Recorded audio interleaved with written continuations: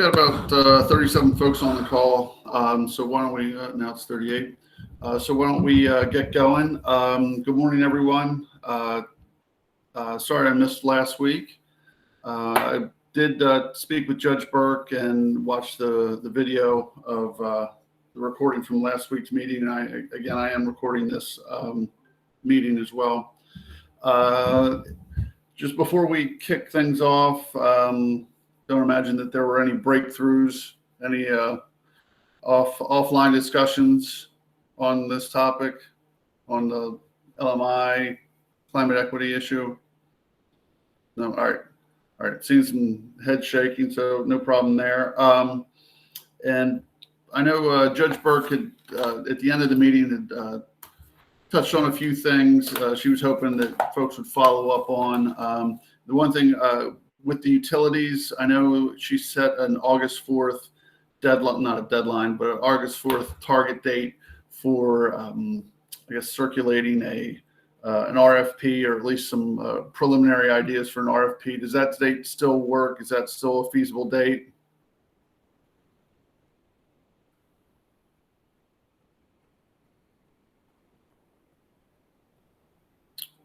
All right. I'm going to assume that it is, hearing no objections. So, Mr. Howard and Ariel, I see you are, Mr. Gravatt. Good morning. Sorry to be slow hitting my buttons there. I just wanted to say, whatever is going to be circulated about the potential study, or whatever we want to call it, I reached out to PEPCO and reminded them, I guess, that not that they don't already know, that I'd be very interested in talking with the joint utilities and other parties about what would be included in that RFP, and haven't gotten a response. So I just want to make sure that if the utilities are planning to respond to that request by August 4th, that we build in time before then to have some conversations about what's included. Okay, I think Megan just joined from PHI. Megan, are you there?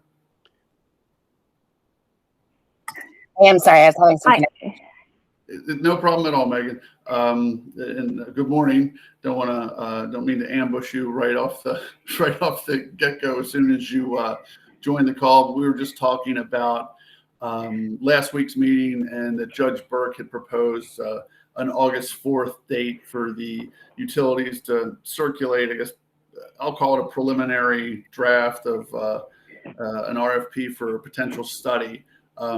First, is that still a realistic date? Hi, Judge McClain. This is Pearl from PHI. I'm going to steal Megan's question. I'm just on the phone today. Am I coming through? Yes, ma'am. I just didn't recognize your number. Akron born and bred, so okay. I'm a native Ohioan. But anyway, Jim, first I want to make sure I did just send a quick response. I didn't realize it was stuck in my outbox. And I think the gist of that response for folks on the line here is that the utilities we're working on it. We're working on something that's going to be a very high level document. I'm going to emphasize very high level at this point, and that we're very likely going to say, as part of these conversations, that we are going to need more time to sketch out a detailed scope. So I just wanted to make sure that was out there, that one, we are working on it. We are having some conversations, even just amongst the utilities. There are some different ways of thinking about the study, different experiences for the utilities that operate in multiple states, where we're trying to look at some of the best practices for how these types of studies have been scoped. So we will be responding. We anticipate responding with something, but the scope of that something is a little bit limited by the 2-week time horizon. Understood. Well, not that I want to push it off, but would it be better to have a little bit more time, so to allow you to put some more detail in it, or do you just want to start at a high level and have folks review that and get some input? Or I think I'd like to hedge on that one a little bit, because I don't think the utilities have a full position on this yet. I do know that we've had some conversations about whether or not it makes sense to put a work stream to this explicitly and a timeline, just because it is a pretty big lift, and I'm expecting some different views from folks in the working group as to how it should go, what the right scope is, all of that kind of good stuff. But we're still trying to get aligned to make sure that we agree on what that work stream might look like and what the right timing is, given that we have some other parts of the calendar that specifically focus on, for example, what are the potential demand response programs that we should be including. That would likely influence the scope of a potential study. So we're trying to look at the calendar, see what makes sense to be able to provide that initial discussion and what the timing might make sense given all the other topics that this group is hitting on. Understood. And would it be fair to say that in response to Mr. Gravatt's inquiry that you'd probably anticipate, getting input from folks after you put out the high level document rather than before? So I think just based on the calendar, I think that's right for this first round. Obviously look to continue to have discussions with many of the stakeholders, all of the stakeholders here as we chart this course. But for this first round, just because of the timing, I think that first document will be just a joint utilities document, and then we'll look to have conversations both in this forum and outside of this forum to continue that conversation. Okay. Is that satisfactory, Mr. Gravatt? Yes. Okay. Yes. Thanks for the clarification. Appreciate that. All right. Thank you, Doc. Philip Sheehan, Mr. Sheehan. Good morning. I just wanted to ask, Dan Hurley had circulated an RFP for baseline and potential studies that I guess was done quite a while ago. It's 27 pages. I was wondering if the utilities have had a chance to look at that or any other parties, and whether that would be useful in getting to a new RFP.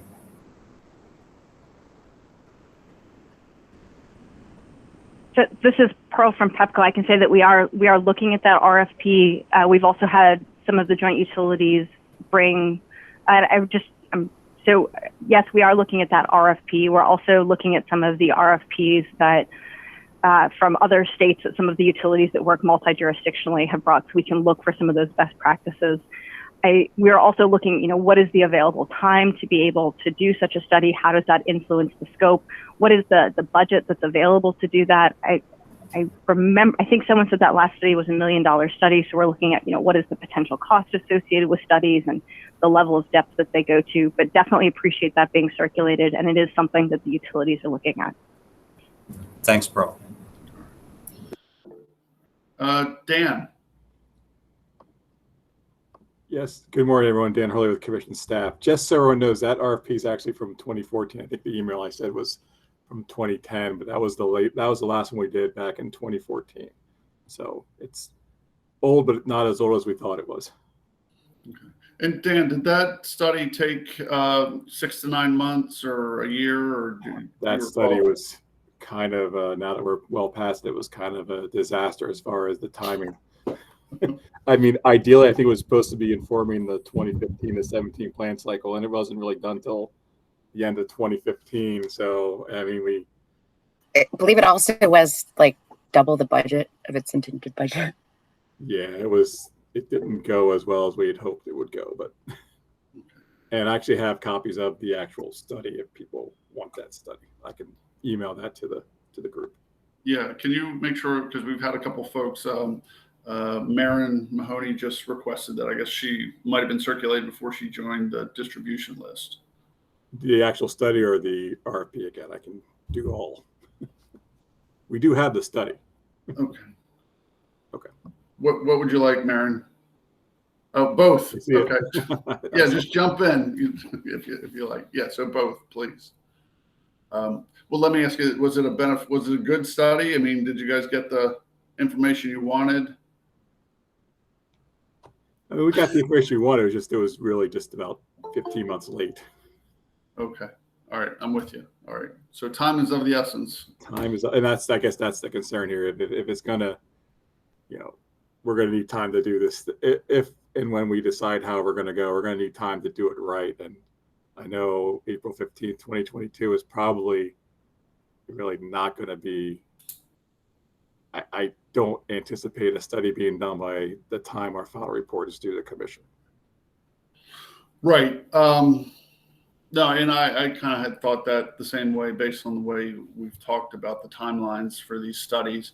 But do you think it sounds like it could still be useful, assuming we could agree on some of the structures, though? Is that fair to say? Yeah, I think so. I think it also, and as we move forward, it'll help. It should assist in informing how we're going to design the programs. Right. Okay. It'll be in 2024 and beyond. So. Okay. All right. Yes, Mr. Sheehan. I just wanted to ask if we would also be doing a baseline, looking at the current baseline in this study.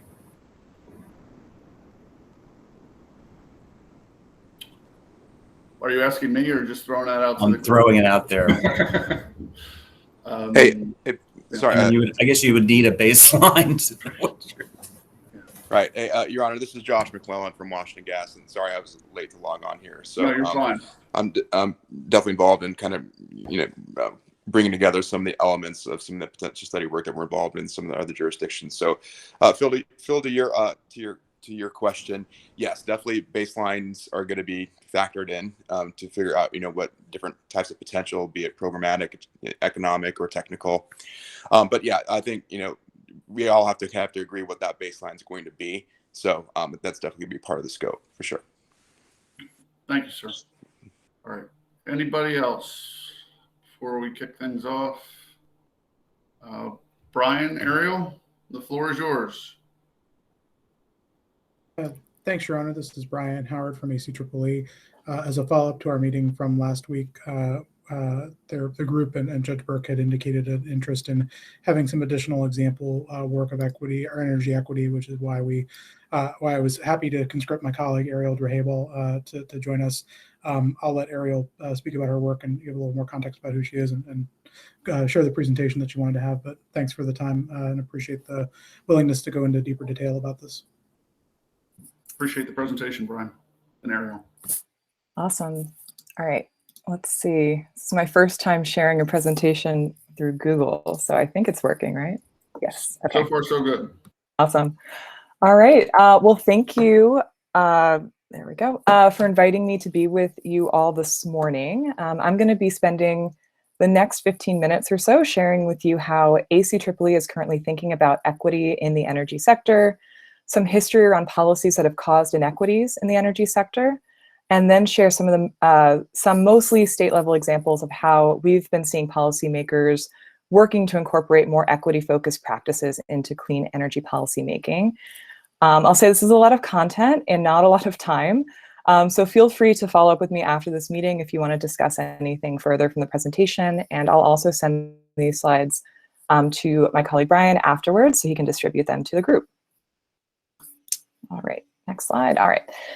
So for a brief introduction of me, again, my name is Ariel Drehobel. I'm a manager on the local policy team at AC Tripoli, and a lot of the work that I've been doing recently has been focused around identifying equity-focused metrics and policies to measure progress towards accountability on equity in terms of clean energy goals from state, utility, and city governments. I've also led AC Tripoli's energy burden research projects, and I lead our work around low-income energy efficiency programs at the organization as well. All right, so we at AC Tripoli have been thinking broadly about what it means to embed equity into the energy system. We believe that an equitable energy system is one that encompasses these 6 principles here on the slide. So it is one that institutionalizes accountability for achieving equity-focused outcomes set by decision makers, meaning that it's not enough to just set an equity-focused goal, but there also needs to be processes and accountability in place to make sure the goal is met. An equitable system embeds inclusive, accessible, and authentic community engagement in decision-making processes to make sure that these processes meet community needs and community input is incorporated into the decision-making outcomes. It's a system that recognizes and addresses historical legacies and systems that have led to the current inequities we see today, such as past policies that have impacted energy affordability, housing access, health outcomes in specific communities, for example. It's a system that ensures representation, power, and influence from community members in decision-making processes, meaning that engagement processes lead to outcomes that are driven by communities. It's also a system that considers intergenerational impacts from policies and decisions, meaning that it looks to how policies will burden or bolster future generations. And finally, it's a system that achieves a fair distribution of opportunities, benefits, and burdens for all communities. This also goes for the burdens that different communities experience from the energy sector as well. This slide builds out these outcomes into 4 dimensions of equity. We developed this slide based off of research from the Urban Sustainability Directors Network. And this is showing that we at ACEEE typically think about equitable policies under these 4 dimensions of equity. And I believe Brian shared out, I think, a memo that we put together with these dimensions and some questions that you can think of to see if policies are meeting them. But these include structural equity, which is looking at the historical context and systems that led to today's system. Procedural equity, which looks at the processes, engagement strategies in our decision-making processes. Distributional equity, which looks at how benefits and burdens are distributed across communities. And transgenerational equity, which looks at impacts on future generations. And I'd say it's important when we're thinking about equitable policymaking to think across all of these dimensions of equity to make sure that they're all being addressed.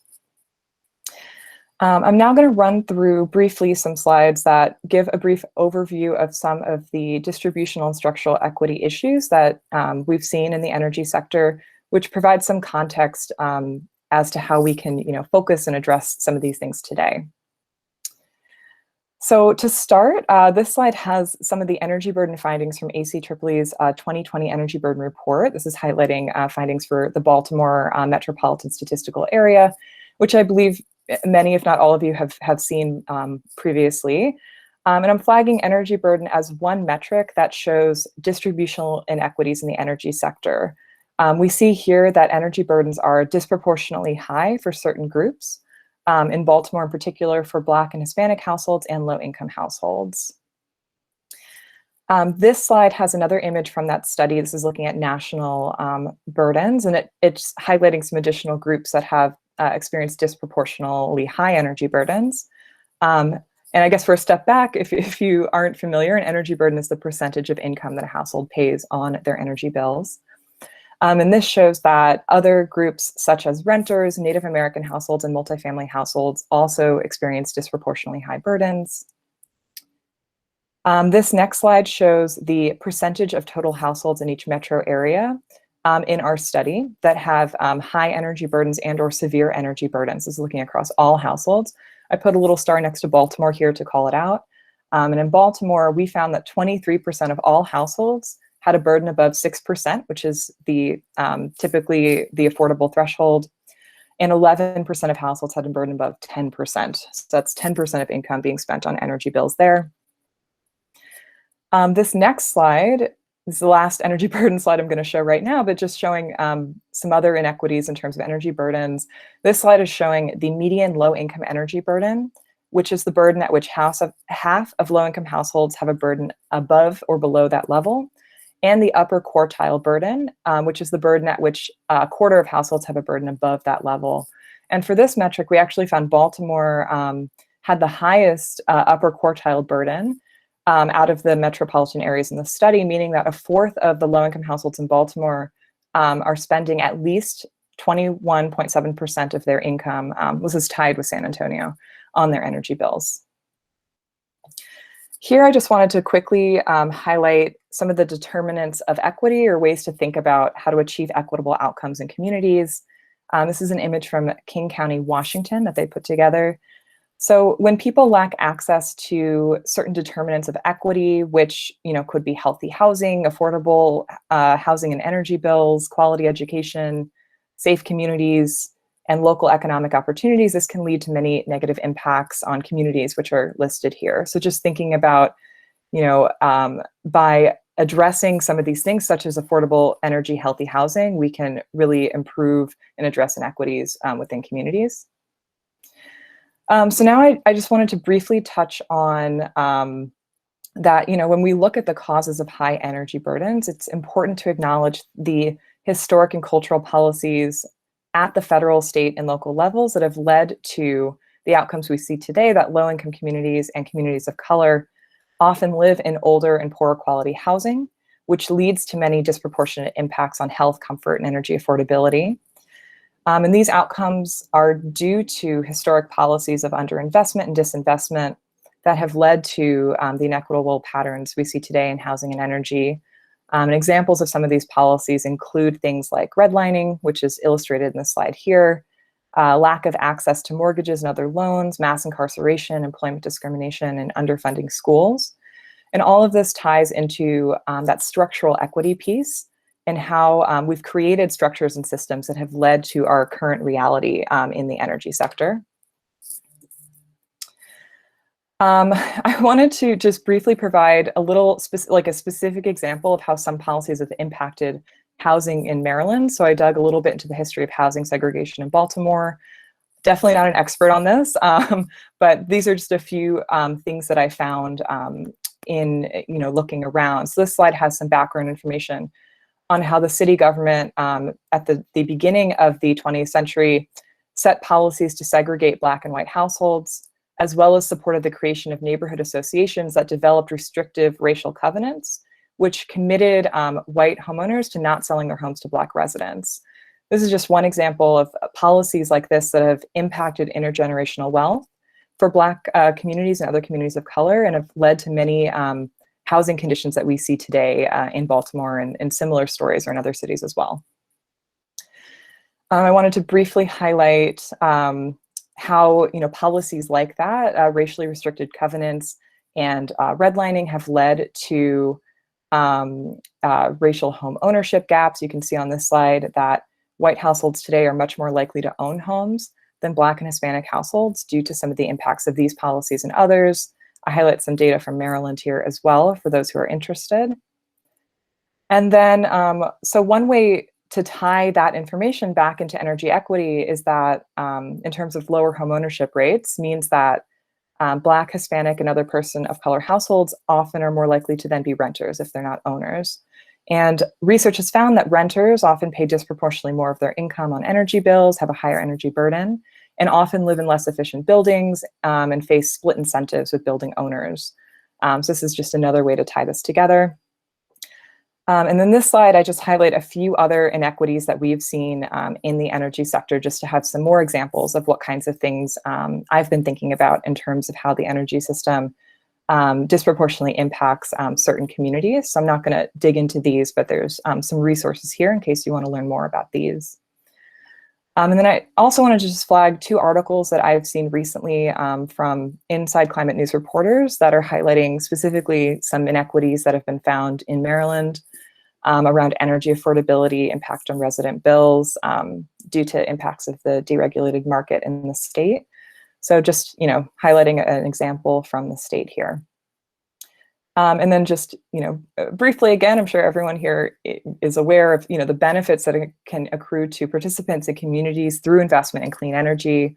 So a lot of these benefits can work to help address a lot of the inequities that we see in terms of, building wealth in communities, lowering energy bills, creating more healthy homes, things like that.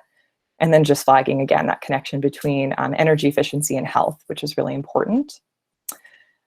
All right, so the next couple of slides, I am just including the questions that we had put together to ask and think about for decision makers when thinking about if policies are addressing the different dimensions of equity. I'm not going to go through these. These were sent also in the document. I think maybe Brian sent out to everyone previously, but I just wanted them to be in the slide deck for reference. So we have questions on procedural equity, distributional equity, structural equity, and transgenerational equity. So we'll send these slides out afterwards, and these are some things to think about when working through policies and trying to see if they are addressing equity. All right, so then to finish us off, I have 6 examples here of some state level policies that we have seen that are working to address inequities in the energy sector.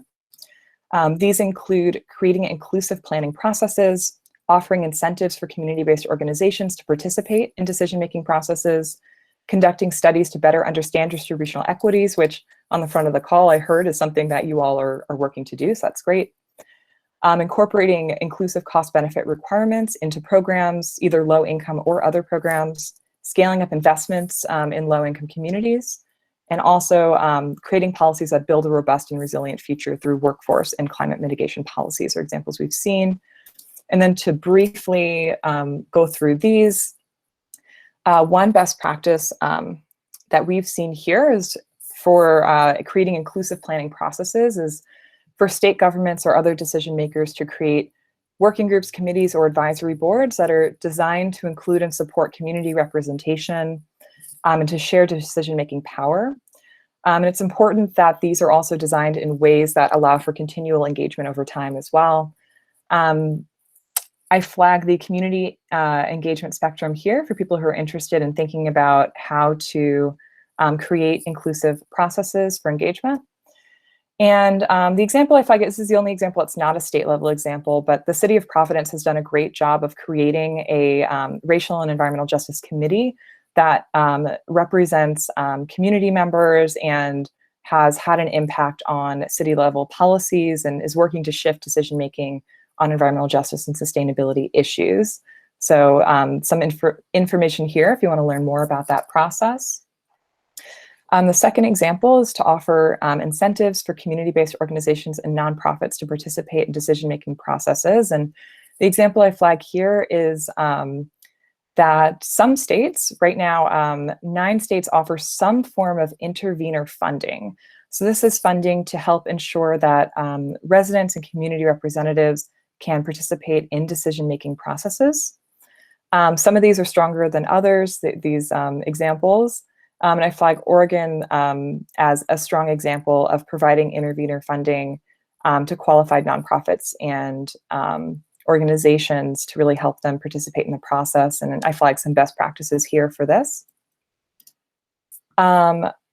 Another is to conduct studies to better understand the most burdened households. This is something I hear you all are working on, doing in some form. And just flagging here, there have been states that have done, state level studies. Pennsylvania did one on energy affordability to better understand households there. There's also some tools out there that states can use to collect data to better understand who is most burdened by things like energy burden and other factors. There's the Department of Energy's Low-Income Energy Affordability Data Tool. And I'll also flag the GreenLink Equity Mapping Tool, which is how I created this map here, is another great tool to look into for this. And then just flagging as well that some states have distressed community designations, where they identify communities that have historically received less resources through a number of criteria, and then they'll target programs and resources towards those.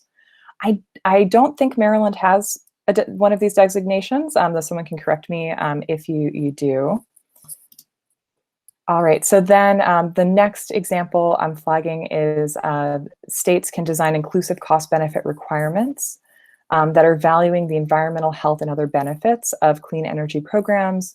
This can help address distributional equity and can be done by monetizing benefits across all programs, as well as valuing them accordingly. And I highlight Massachusetts here as an example of a state that is valuing especially the health benefits from programs. Another approach is to have separate cost effectiveness rules for low-income programs, where they can be exempt from cost effectiveness testing.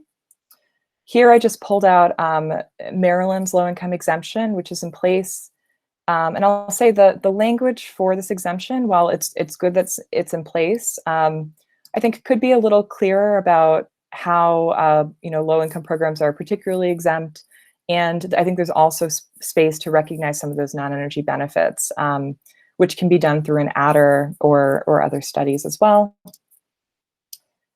All right, next slide. I also wanted to highlight that there are ways that states can ramp up investment in low-income communities through low-income requirements for programs around spending, savings, or customers served. And here's examples of states that are doing this. I think it's important to direct resources towards households who have been historically marginalized and have not had access to these resources. And I think it's important to ensure that low-income households receive at least the funding that they put into programs, if not more. And I'd say that savings targets are particularly good here because they also ensure that low-income households are receiving the benefits, such as energy savings from these programs, rather than just receiving funding, which doesn't necessarily correlate to benefits. I'd say that it's also important to think about how outcomes beyond energy savings can be thought about for programs too. So looking at impacts on health, workforce, and other benefits can be important to measuring the success of programs. And then lastly here, just wanted to highlight another best practice of creating policies that build the clean energy workforce and mitigate climate change. I have a little chart here that shows some of the inequities in the clean energy workforce sector, which is disproportionately white and male right now, and policies can help to address this. And I highlight Illinois, their 2014 Future Energy Jobs Act here, which requires that utilities submit annual reports on goals and spending for all minority, women, and veteran-owned businesses to track progress on goals there. And then thinking about transgenerational equity, so looking towards the future, it's also important to pass legislation that looks towards how our investments will impact future generations. For example, I flag here the State of New York's Climate Leadership and Community Protection Act, or the CLCPA, which requires that 40% of benefits from clean energy investments accrue to low-income communities, which recognizes that to address structural and distributional inequities, these communities need more resources to go towards them than what they're necessarily putting into the system. And then I also wanted to highlight, and I don't know so much about this if anyone wants to add more information, but Maryland did just create a new climate and labor law, which is looking at the impacts on future generation around climate change, which is great. I think there could be space here to also look at how those impacts on climate change will impact marginalized communities in this law as well. And then just the last thing I had here, I just wanted to flag some of ACEEE's work that we're doing on this topic, namely ACEE's Leading with Equity initiative. Through this initiative, we are working to incorporate more equity-centered metrics into our city, state, and utility scorecards, so that leaders in the scorecards must be leading on equity to score highly. And we're holding workshops with community-based organizations, advocates, and utilities throughout the year to drive this process. And if you're interested in learning more or signing up to receive updates, there's links on this slide, and I'll send this out afterwards. And that's everything I have. I appreciate all of your attention. Happy to answer questions and to talk more about this topic. And thank you for having me here today. Thank you very much for your presentation and especially your time today. Very informative stuff. Any questions for Ariel?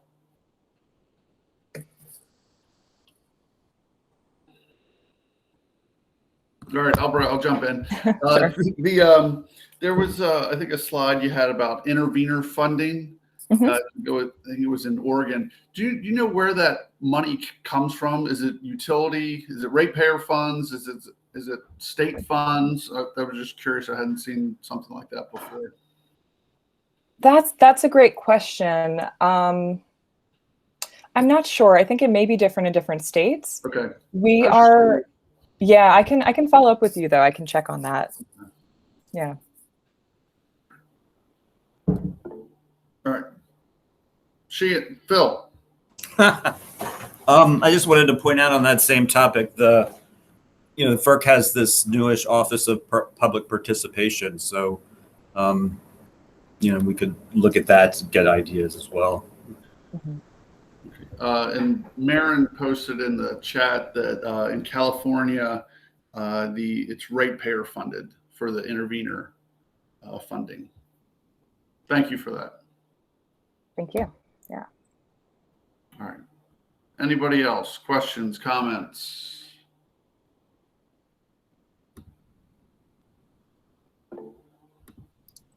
Somebody? Yeah, Dr. McNeil. Thank you, Judge McLean. Kitson McNeil, Maryland Energy Administration. Last week we had a discussion, or the topic was brought up regarding using cost per square foot instead of using income as the measure of burden. Is there, I guess, could you provide any evidence or shed any light on that? Are there any jurisdictions where they have a set of threshold for what it should cost per square foot, and then use that as the benchmark? Thank you. Sure, thank you. That's a great question. I have not seen any policies that are specifically using cost per square foot. I think that if the data is available to measure that, I think that's a great metric though, because that's also looking at the efficiency of the home on top of the energy burden. And I will say energy burden is definitely not a perfect metric to measure need. As I think you're calling out with, looking at cost per square foot. Energy burden, you could have two people that have the same energy burden, and one person that could be fine for them to afford, and for someone else it could not be fine. So I think I've seen examples of, for example, VEIC. They in Vermont have their low income programs look at energy burden and energy use and income as factors to qualify households. And they have 4 different programs right now, depending on where you fall in that. So like high burden, high energy use, low energy use, high burden, et cetera. And they have like more comprehensive programs for people with more need. And then, things like appliance replacements and direct install measures going down. So I think using a variety of factors to identify who is most in need of certain, kinds of investment, but making sure that, people with high burdens are also getting, some support is important. If you're able to calculate cost per square foot, normalizing by the number of people in the home, that could be, a good way to combine with energy burdens to identify need. It's a good suggestion there. Thank you. Yeah, one of the, I guess, part of the discussion that we're having here is potentially tracking more data or trying to get more information. So I guess that's something that we consider. So thank you. Yeah. All right. Thank you. Anybody else?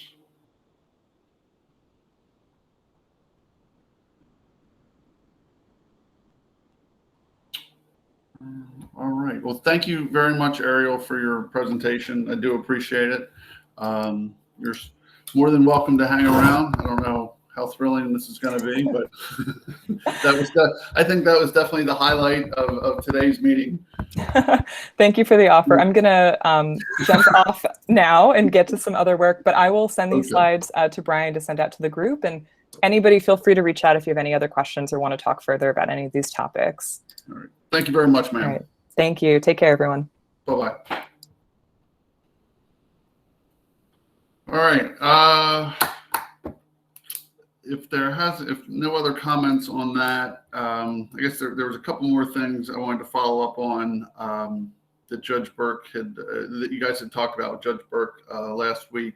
One was for the utilities. I know they had favored a percentage of the budget rather than a savings percentage. And there was a question by Mr. Gravatt at the end of the meeting in terms of how do you determine the right amount of the budget to set as the percentage. And I believe the utilities were going to talk about that and get back to us. Just wondering if there's been any thoughts on that.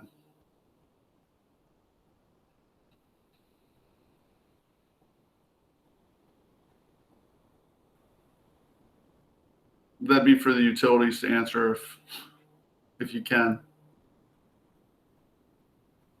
Sorry, we're getting off mute. I think, I think there's a couple different components, but I think part of it is, I think still going to need some time to kind of come to a consensus, but I think there are a lot of different ways that we can go about assessing the potential. And I think, getting to Mr. Gravatt's, I think the underlying question is whether we decide to align, what that percentage is based on the technical and economic potential, or whether there is some other percentage of the budget that should be appropriately directed that isn't necessarily proportional. I think getting to what that number is, I think there are a lot of questions that don't have, I don't think it's as straightforward as saying like, we're going to base it off of, this core research that says that there is this percentage. I mean, you're looking around the country and there are a lot of programs that have set these percentages, 20%, 30% tend to be kind of the most typical. But, based on a lot of what I've read, and, obviously I'm only a single individual, some of that seems fairly arbitrary. So I think there just needs to be a lot more work and consideration. But, if Mr. Gravatt has some research or best practices, other than referring to other jurisdictions that have just kind of selected those numbers at random, I would appreciate, the exposure to that research. Thank you. I understand. And just is the utilities position pretty solid on the percentage of the budget versus the savings percentage? It seems like, and I'm not in favor of one position or the other, but it seems that most folks were in favor of a savings percentage, and the utilities were the only party in favor of a budget percentage. That is our preference. Yes. But I guess I understand the preference, but is that, is there any possibility of movement towards the majority's position, or is it pretty much budget percentage or bust? I guess on this one, I would defer to the other utilities. I don't want to speak for the group as a whole on willingness to move or not. Okay, I understand. I'm just trying to see if can be any common ground reached.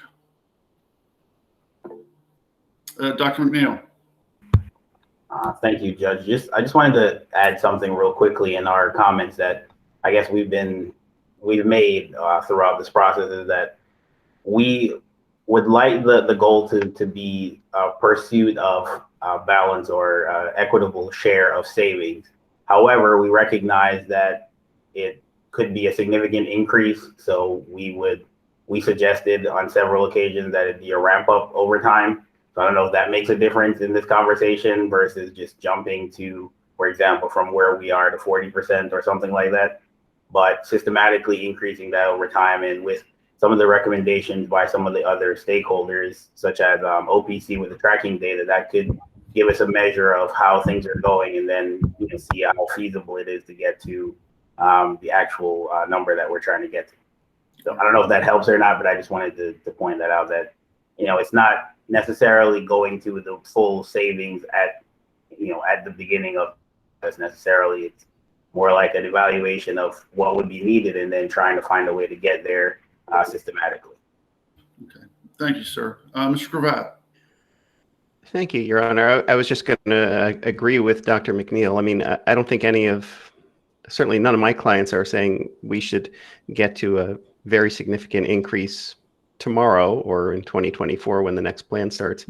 Ramp up is an important consideration, but ramp up is the direction that we'd be looking for, of course. Thank you, sir. Anybody from the utilities want to chime in, whether or not those, the ramp up towards whatever the savings goal is, does that change your position on the budget percentage? Or is there any middle ground here?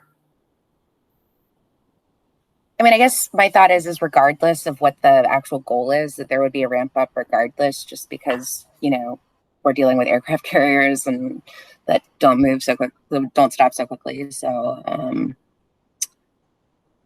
I'm not sure I see the material difference between ramping up with a dollar goal versus a ramping up with a savings goal. But I mean, if either, Dr. McNeil or Mr. Gravatt thinks there is I don't know. I'm open to hearing more, I guess, is where I'm trying to go. I just don't necessarily see what the ramp up, how that changes the picture. Dr. McNeil, please jump in. Yeah, so I'll just add quick. Well, Kitson McNeil, Maryland Energy Administration, just quickly to respond to Ms. Partridge. I guess in the utilities proposal, and I may have missed it, I didn't see a indication that there would be a ramp up. So I assume that it was just going to be a targeted number that was going to be, for example, set for the each cycle, and it would be a constant number going forward. So if there is some ramp up that needs to be done, or that you're open to, then I guess that's something that we can work towards. But I didn't hear ramp up provision in what was provided by utility, so I wasn't sure. I thought it meant we were just going to pick a number and go with that. So if I misinterpreted the utilities position, I apologize. It's entirely possible that I also misinterpreted the utilities position. Unfortunately, when you have a single messenger. All right. Thank you. Mr. Sheehan.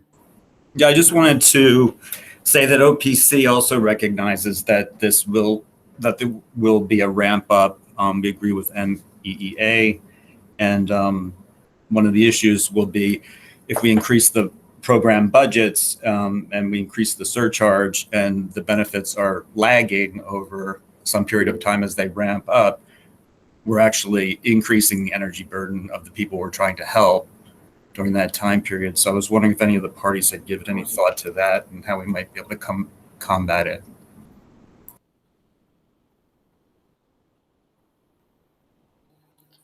Anyone want to respond to that one? And Scott, I'm coming to you as soon as we get an answer on this one. Hey, Chuck, it's Dan Hurley with Commission Staff. I guess responding to Philip's comment, that's kind of one of the reasons back in 2007, 2008 that we went with a 5-year amortization of program costs, because it helps spread those costs over time so that the benefits of energy savings would more align better with the ramp up of the savings over time. All right, thank you, sir. Mr. Falvey. Hi, Scott Falvey, DHCD. I just wanted to throw in there too, the idea of ramping up. If we're, if we're required to ramp up production for meeting a goal, it will take time. So throwing a whole lot of money out in year one isn't going to get us to that goal. There's a lot of structural aspects in place to achieve that. All right, thank you, sir. Mr. Gravatt. I'm not sure if this is actually, I'm not sure I exactly understand the question that Mr. Sheehan was asking, but this may be related in terms of the adding to the energy burden for low-income households as a result of ramping up probably surcharge impacts. So we have been doing some thinking, but didn't get far enough to be able to present something today. We'd hoped to, but we will try to for next week. And we've had some conversations with OPC about this as well, about the extent to which the presence of low-income households might vary in different utility territories. We talked about this just a little bit last week, but we want to look at the data, because I haven't done that yet, to see how true this is. But Ms. Driebel presented some data about Baltimore City and the high penetration of high energy burdens within that context. So if we assume that there are a lot of low-income families in BGE territory, maybe more than in some of the other territories, and we want to ramp up to a uniform statewide goal, does that mean that those low-income households in Baltimore City end up paying more on the surcharge because there are more of them there, which seems like just very confused and sort of backward policy. So I don't know what the answer is exactly yet, but it's something that we're thinking about, is how to, are there ways that we can spread the surcharge burden more equitably so we don't disproportionately impact low-income households when we're kind of trying to provide them with more energy efficiency. Thank you, sir. Good. Definitely something to keep in mind. Dr. Neal, I think you had your hand up again. Kitson McNeil, Maryland Energy Administration. No, I think Mr. Gravatt touched on some of those points. So I guess we'll wait to see what is brought forth next week, and we'll go from there. Okay. All right. Judge McLean? Yes, sir. Sorry, this is Brian Howard from AC Tripoli. I apologize. I've lost power at my home, so I had to call in to the rest of the meeting. I had a question for the utilities with regards to percent of budget versus percent of spend. I haven't had the opportunity to look at the semi-annuals from Empower, but I was curious about how big a delta or a differentiation the budgets are in terms of the process. Based on the research that we've seen from other states, and again, less on the percentages, but just on the areas, we're not aware of a percent of budget approach that's been taken by utilities. It's either, like a specific spending target or savings target, not a percentage of the budget. So I just am curious why, the discussion about there being a spread on that process. I mean, I think we want to be reasonable to the utilities and wanting to make sure they have a reasonable goal to achieve. But if we're just working off of projections versus actuals, that seems to be, that just strikes me as a bit of a challenge, or just would like some more feedback about how big of a differentiation we're getting on that in the overall programs, if they have that information available. Thank you, sir. Anyone from the utilities want to take a stab at that?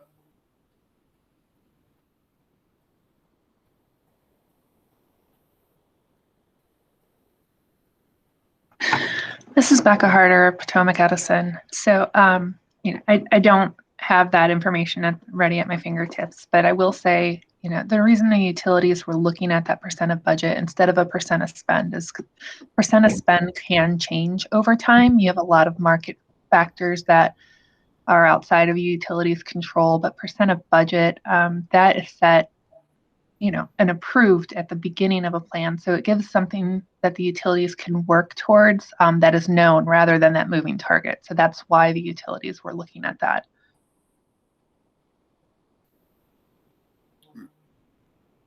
Does that answer your question, Brian? Or it does to a degree. I understand that process, but if you also are aware that you have a percent of spend requirement, that would be, I would also assume, be known to you as well, so that you would be able to work through that process. And I appreciate that there are other market activities that might complicate that, but that is something that, again, based on the research that we've seen in other states, is a very common practice that utilities, in over 20 or 25 states in the District of Columbia are figuring out how to work through that process. So understand that there's probably some certainty that comes out of the budget process, but we're seeing, again, the majority of states in the United States be able to figure out the percentage spend or save as an approach as opposed to budget. Becca, can I put you on the spot? I know we talked a little bit with Megan about this, but in your mind, if you could even speak to PE's position, whether or not PE is married to the percentage of budget spend, or is there some kind of leeway you have, or is there a middle ground? So PE feels pretty strongly about the percent of budget. A percent of savings poses a challenge. Is just one thing that the utilities in general are firm on is having some specific analytics related to any goals or targets. So, and the utilities having such a difference in an LMI populations within them, a specific percent savings target may not be most advisable for the utilities as far as things that we have the ability to control. And I can look to some of the other utilities to expand on that, but the PE feels firmly on the percent of budget. Okay, that's fine. I appreciate the response, and I didn't mean to pick on you, but nobody else was. You chimed in, and I just saw. Understood. I knew that's always a risk. Yes. All right, Mr. Gravatt, your hand is raised. Thank you, sir. I always bristle a little bit at when utilities talk about what they can control and what they can't control, because I don't see how that's different than your entire energy efficiency portfolio, the level of what you can control. I mean, but regardless of that, we don't need to go there today. I had another point and I totally lost it. Sorry. It's all right, sir. We'll come back to you. Eric Rapoitko, Right, this is Eric Repko with Baltimore Gas and Electric. I think on the savings point, I think that the challenge that we're working through, is the fact that we do have kind of a shared role with DHCD when it comes to this population, and the idea that we're sharing. I think it makes it more challenging when we're looking at it from a savings perspective instead of a budget perspective. Okay. All right. Thank you. Mr. Gravatt, you got your point? Yeah, it came back. And that is, it's another thing that the advocates are working on that we talked about a little bit last week, and we're having some conversations with OPC about, is the disproportionate presence and the percent of savings. If it's the same percent of savings across all of the state for low income, that is going to have really different outcomes in different utility territories. So that's, it's another thing that we're thinking about, is how do we take a goal that we think is meaningful statewide, allocate it to the utility service territories, and then as a next step, to Mr. Repko's point, allocate those savings between the utility and DHCD. As we have said, and the advocates, we've been firm in this position for years and years now.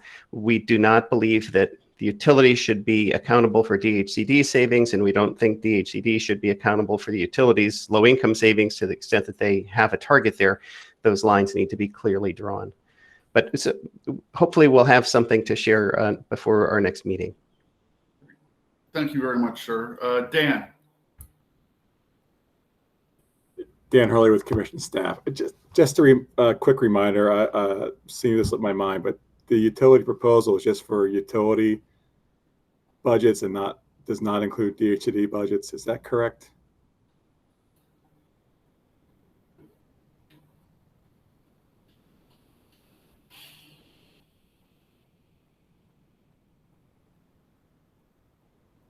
If it helps, that was my understanding too, Dan. I didn't see anybody.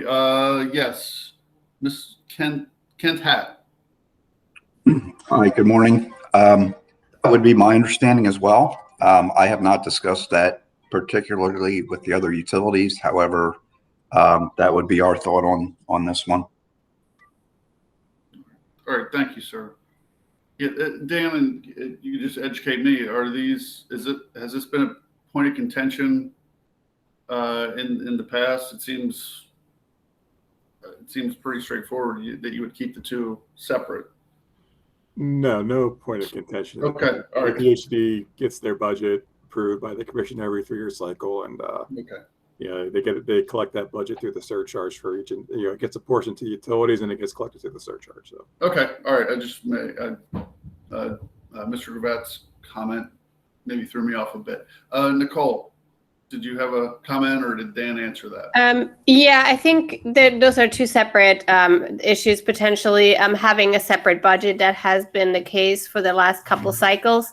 But having a shared responsibility to achieve savings for the limited income population, that is a different issue altogether. Because if the utilities have a goal to reach, to achieve that and that many low-income savings, and DHCD has too, we're essentially going after savings of the same group. And that has, can potentially cause some issues if we're now targeting the same population for the same savings there, because we have to achieve a goal. There could be, some competition or, disruption there. Duplication of efforts. A duplication that as well, yes. Okay. All right. Mr. Gravatt. Thank you, Your Honor. Ms. Tran, I think raises a great point, and I think there are solutions to that. First of all, I want to say this is a very large population of people we're talking about, especially the 250% threshold, if that persists. But to my way of thinking, at least, I mean, I've seen situations, this used to happen in Illinois before they passed FIJA and changed the whole structure. There were utility programs, and then there were vendor-driven programs where the two programs were going after the same customers in the same markets with not completely different approaches, and that was challenging, which is why they changed it. But I think that if we make some distinctions about the types of programs and opportunities that DHCD is pursuing, and that they are distinct from the types of programs and opportunities that utilities are pursuing towards the equity goal, I think that should be manageable. But in any event, what I would urge us to be really cautious about is if something like this strong barrier to prevent competition in the markets, which I support, let's prevent that competition. But if that keeps us from setting a goal that's more ambitious, then I think that wouldn't be great policy. So I think we have to figure out how to manage those kinds of legitimate issues. Thank you, sir. And is this, I guess, to avoid like a potential duplication of efforts, is that something we need to figure out now in terms of when we set the goals? Yes, Nicola? So in the last meeting last week, we had determined with the group that I think we can set the goal first and then discuss some implementation mechanisms of how we're going to distribute, share it, or so to get there. We, if anybody correct me if I'm wrong, I think we determined that there shouldn't be any negative impact on what kind of goal it is. That would be kind of the second step on how we get there. Okay. Mr. Gravatt's nodding his head. So okay, agree. Yes. All right. Thank you for that. All right. Anybody else on this topic? Yeah, it's just Dan Hurley with staff again. With this percent of budget goal idea, I'm having a hard time wrapping my hands around how the percent of budget goal is going to lead to actually reaching the customers who are in need of these services. I mean, I want to say it's like seems too easy, but you set a goal, you do the budget. Hey, we hit our goal for the 3-year cycle, and then now we got to go do these programs. But that doesn't. I'm just not seeing how this budget goal is really going to lead to program participation and savings. So if anyone can comment on that, I appreciate it. Just because it's purely a spending goal, essentially? It's not really even a spending goal. It's like, we're going to have a budget. Let's say it's 20% of our budget has to go towards these types of programs. Well, once we do the program review for the 3-year or potentially 4-year budget cycle, depending where that may land, okay, their budget for this cycle includes the 20% goal. So we've hit our goal before the cycle's even started, but it's not, I don't know how that really is going to translate to, reaching the customers. And again, I mentioned last week in DHCD's budget is all for limited income. So, their budget is 100% set at reaching out to those customers. Right. Well, I think a part of it is that, when we're establishing these thresholds, that when you set the percentage of savings goal without it being mindful of what the relative impact to the overall budget is, that you run the risk of ballooning your budget really quickly, and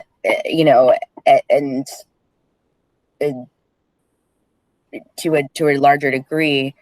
Whereas if you set it as a percentage of budget, you are ensuring that we're required to continue that activity. And obviously there's, requirements for results around that activity, but it also is recognizing what the total impact is to overall spend. So if we say 20% of savings or 30% of savings, has to go to LMI customers, potentially the cost of those projects, those savings could be, 5 to 10 times more, potentially, and it doesn't necessarily have to be that high, but, and then your overall budget, could just balloon out of control, like, doubling to get the same overall 100% savings goal. Whereas if it's a percentage of budget, it's saying we are reserving, at least this much of our allocated funding to target specifically this community. We're still committed to reaching the overall energy savings goal, but we're doing so in a way that is mindful of and balancing the impacts and the benefits to limited income communities, as well as, the overarching objective of Empower, which is fundamentally about, reducing energy consumption and reducing GHG emissions and GHG emission abatement. So I think that's the distinction. And I don't think any of it's easy, just for what it's worth. Thank you, Megan. Not if we're doing it right. Dan, does that help, or you need further clarification? No, I mean, I understand the answer. I mean, I see what where they're coming from, but I need to chew on it a little bit more. Understood. All right, we'll go to Nicola and then Emily. So would the utilities maybe consider a savings goal with a spending limit? So the goal would be savings, but there could be a spending, maybe minimum and maximum as a parameter tied to it. I would just throw in, the only danger would be then that we could potentially limit spending to a point where it makes it hard to reach the savings goal. I think the part that your last statement, Nicola, was the second you started talking, your last sentence is what kind of made me nervous. Yeah, and that would make me nervous from the implementation standpoint as well. I'm throwing in some new options here. We don't want our hands tied behind our back any more than they have to be. No, I appreciate the thought, and I'm trying to find some kind of common ground. Emily? Hi. Yeah, I was going to say something very similar to Nicola, which is that where we've seen, I mean, this percentage of spending is quite common as a structure, but in my experience, I've mostly seen it used as a minimum requirement or threshold, as opposed to a true goal or target. That's how we've seen that type of requirement function in different places. So there might be an opportunity to have some kind of a hybrid that incorporates a minimum level of spending. I'm not sure about the maximum level of spending and that analysis of how much it's actually going to cost to achieve things. But and I think we also agree about a prudent ramp up process to avoid enormous ballooning rate impacts. But at the same time, I think just staying focused on the big picture. Right now, limited income people are receiving a less than proportional share of the benefits of Empower. And I do think over the long term, we should think about getting Empower on a pathway to remedy that. And that's the pathway that we're seeing, increasingly nationally with things like Justice 40 at the federal level, where we're trying to deliver 40% of the benefits of clean energy investments and environmental investments to disadvantaged communities and low-income people, and that kind of goal, as Ariel shared, is embedded in the CLCPA law in New York as well. So that is sort of increasingly recognized as what is actually equitable. So I think we should be working towards that, even if it takes some time to get there. Thank you very much, ma'am. Julia. Yeah, good morning. Thank you so much. I just wanted to add, +1 to Emily's comment that I think most often we see it as a minimum spend in our experience. And a couple ways I think that we've seen handling this question about but how do we know that we're going to reach these customers and get them enrolled in programs is for the DSM plans, for the cycle plans, to include some kind of customer engagement. Which I think the utilities usually have, and maybe it's included in their plans. So maybe it's just a beefed up version of that. So stakeholders can review and ask questions ahead of time. And then the last thing, I don't know where everyone landed on the tracking metrics. But I think that's another way to kind of, if you're looking at the spending or budget minimum, tracking metrics could also be sort of a way to keep everyone informed and create some sort of transparency going forward.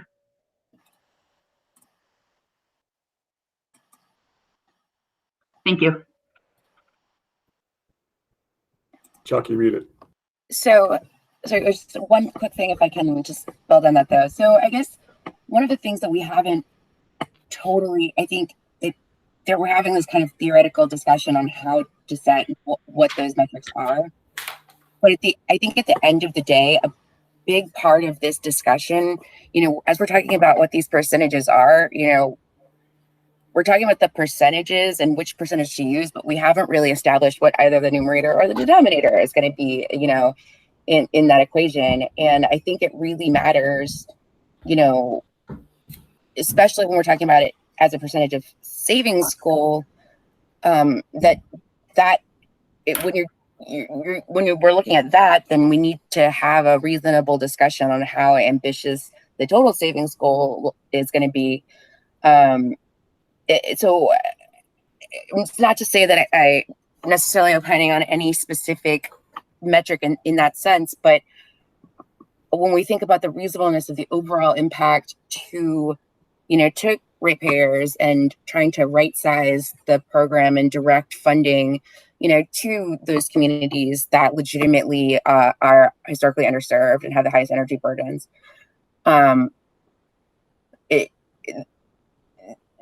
Selecting the metric, there's a second order effect, and it's a little circular, I admit, but I think it's once we have the potential study, we've started to collect and aggregate this data on what the potential is and among what populations and which service territories, and then using we can use that as the guide to inform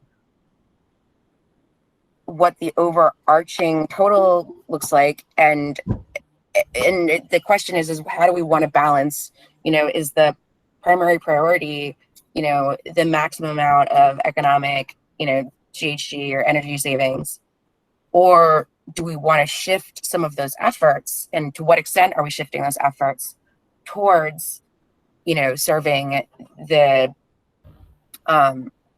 LMI communities and other disadvantaged communities, right? And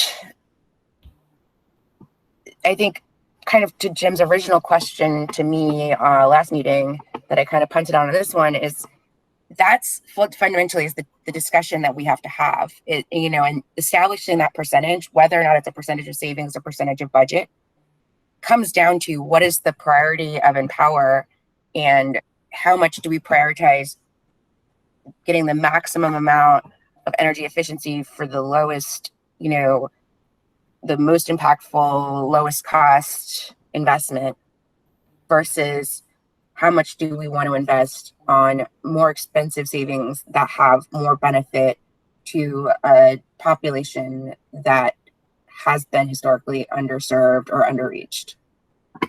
And I don't know what the answer is for that. Okay. Good points, though. Certainly something to think about. Anybody want to respond to Megan? Not surprisingly, I do. Which is I would be sad if you didn't, Jim. I know. I agree with what you're saying, Megan. But I think, I guess what and of course, Judge McLean, I think this is really your call here. I think our role is to make some recommendations and to identify the issues and the trade-offs, but it's really up to the commission and or the lawmakers to decide what the right balance is. And that's fair. I mean, do you think, well, in response to Megan, what should be the goal? Getting more maximum efforts to the LMI community, or are we trying to reduce the savings? Because I've heard that everyone says that it's a very underserved community. So do we serve them strictly by trying to reduce their energy burdens, or is it kind of like a full court press on everything? Well, I mean, I'm going to say it's everything. Okay. Because you know, I sort of look at the climate strategy for the state, and I look at, you know, long history of institutionally disadvantaging certain populations, and I think, well, how do we start addressing these things? And I think the starting place is we do everything, and then there will be discussions about whether, you know, how much that costs and whether we need to scale back or do it over some period of time or all of that. But, you know, I guess, and that's why part of why I think advocating so strongly for, or want to advocate so strongly for, really enhanced equity programming, enhanced LMI outreach, and enhanced services to Black and Brown communities, because they have been institutionally disadvantaged. I mean, I think the slides that Ms. Tripoli presented are pretty compelling in making that case. So how do we start addressing that as a society? At the same time that we're addressing climate change. It's daunting, no question. But, you know, let's do as much as we can. Okay, thank you very much, sir. Dr. McNeil and then Mr. Sheehan. All right, Kitson McNeil, Maryland Energy Administration. Just to quickly, I guess, recap some of what has been said in our comments. You know, in pursuing the balanced and equitable approaches to energy savings and the programs that we offer, we should also evaluate the other programs that are especially being funded by ratepayers towards energy-related costs. So looking at I guess, in totality, some of the efforts that are being managed around the state towards energy-related costs. So we have, and I guess, for example, the EUSP and other things that are being paid for by ratepayers that are going towards, for example, bill assistance and other programs. So in looking at the benefits that are being received by limited income community, we should also evaluate that as well to see in totality how much is actually going towards the group and how we can maximize the benefits of what is being provided to them before necessarily trying to increase the surcharge and empower. So just wanted to add that quickly. I appreciate it. Mr. Sheehan. Yeah, I just wanted to point out that, and I would appreciate anyone correcting me if I'm wrong, but it's our understanding that the limited income households are getting 0.2% savings approximately compared to the program as a whole. The utilities have been reporting well over 2%. So that would be like a tenth of the savings being enjoyed by accruing to limited income households. And I don't think our goal should be to perpetuate that. And the irony, I think, also is that it appears that the spending is fairly proportionate. So it's not that spending isn't being made on limited income programs. It's just that it isn't resulting in savings to the same extent as with other groups. So spending a certain amount of money or spending a certain percentage of your budget, we don't see that as a goal. The goal is to get savings or to narrow that gap. And we realize it's something that is going to take time. All right. Thank you, sir. And I do recall hearing those percentages that you referenced, the 0.2 and the 2% thrown around during the last meeting. And I agree, it's certainly something that's not going to happen overnight. All right. Anybody else? Does everyone agree with Mr. Gravatt that there needs to be a full court press on this rather than just a focus on energy savings? And I'm not saying that's the utilities position, but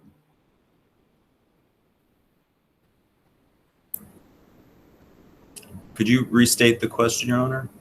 I think, well, I believe I asked, I guess it was more in follow-up to Megan, some of the things that she was throwing out. And again, I apologize if I'm misquoting her. But I guess what should be the goal? Should it be like an energy savings, or should there be maximum efforts to the LMI community?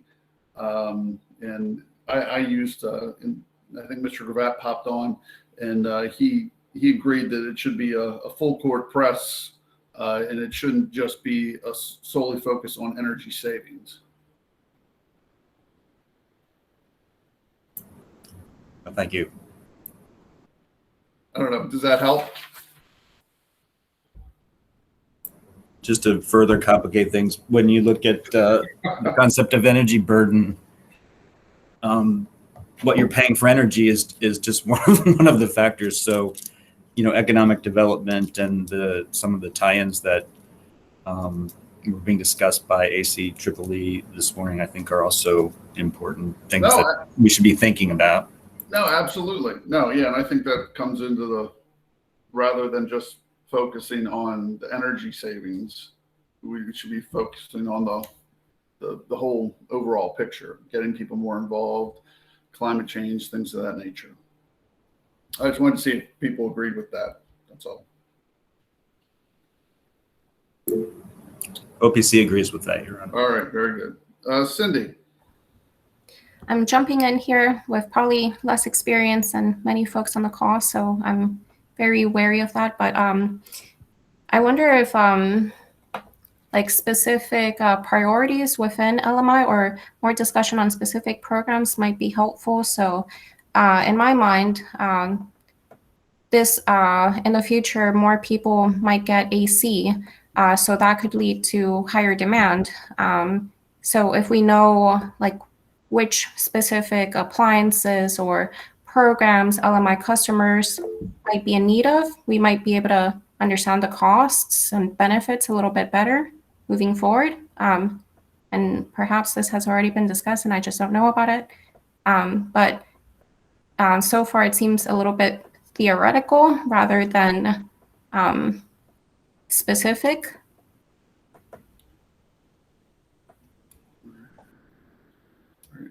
Thanks, Cindy. Anybody want to respond to Cindy? And then we'll go to Dr. McNeil.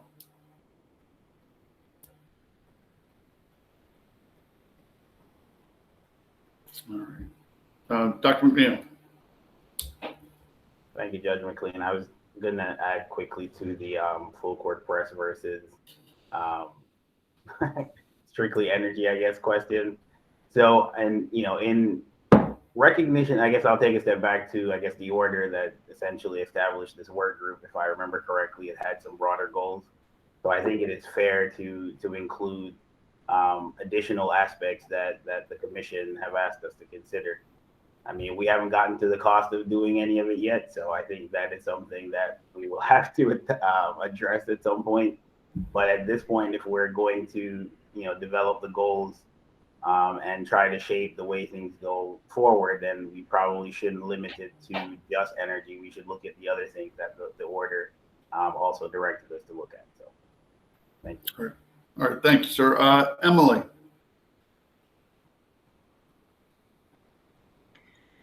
Yeah, I mean, I guess I was struggling a little bit with that framing around, you know, energy savings or full court press, because I think it's more, the question on the table is more like percentage of budget or percentage of spending or focus on impacts, whether that's in terms of energy savings or greenhouse gas savings.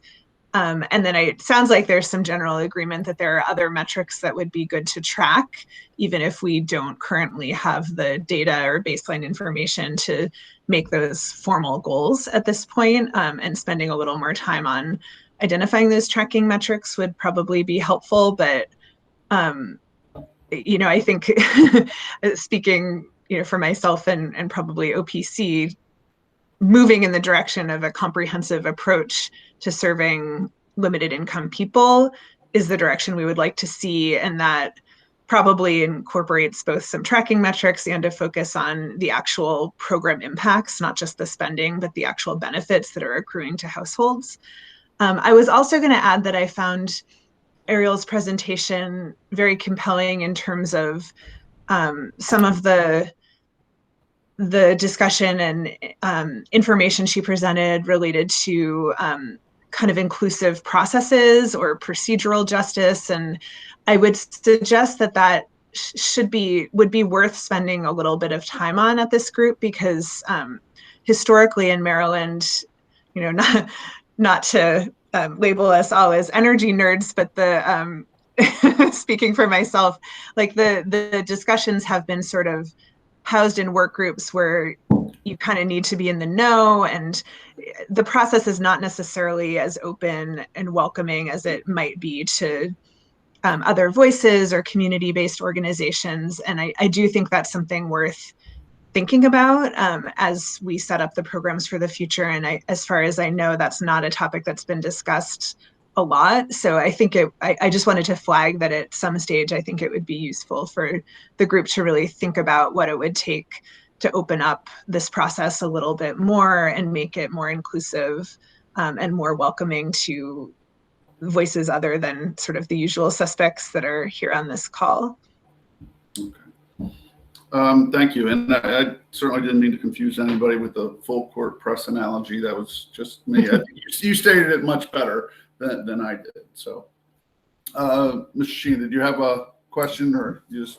I just wanted to say that, yes, we agree with what Ms. Levin was just saying. I also wanted to go back to the suggestion from Ms. Assordo from MDE. I actually think getting a little bit of specifics about low-income programming and stuff like that would be very helpful for me as we look at this program, because, as she stated, it is very theoretical at this point. We're just talking about money and percentage of budgets, and it'd be great to know if that will actually work. Thanks. So you want to know if it's going to work before we actually implement it? That'd be great. You're not asking how it will work. I know. I'm teasing you. All right. Crystal ball aside, I do think there is some value. I mean, I think there's, it's not news to anybody, but that there's a increasing push for more integrated service offerings, so that when you're working with particularly, lower income folks, or folks that are, historically marginalized communities, that, trying to maximize the number of types of issues that you can address when you kind of, proverbially are entering a person's home, the better tends to be, lower all cost achieved from like a societal view, not necessarily each discrete program, but, so I do think there's some value into considering, into thinking about perhaps a little bit more creatively how we could align and empower services more effectively with other non-energy related programs that are targeting the same communities, to try to kind of have to use that as a vehicle to reaching additional communities. But and also to Ms. Levin's point around expanding the population of folks that we're talking to through these working groups. But I think what gets confusing kind of in the context of establishing this goal, and I think part of the reason that I made the comment on what is the priority here is that I just want to make sure that we're not making decisions or recommendations in isolation without what those secondary impacts are. Because if we, have this really ambitious overarching energy goal, which is great, and then we have a really, really ambitious effort to allocating, an ambitious level of that savings towards marginalized communities, disadvantaged communities, and we haven't been thoughtful in what that looks like and what it takes. I mean, that's really where my concern is that establishing that number, that percentage, whether it's savings or dollars, without having like a reasonable understanding of what that percentage is, because if that number is huge, and I think by making these decisions without having the potential study in place, especially, I agree that we're talking about something that's fairly theoretical. We're talking about percentages of numbers that we haven't established.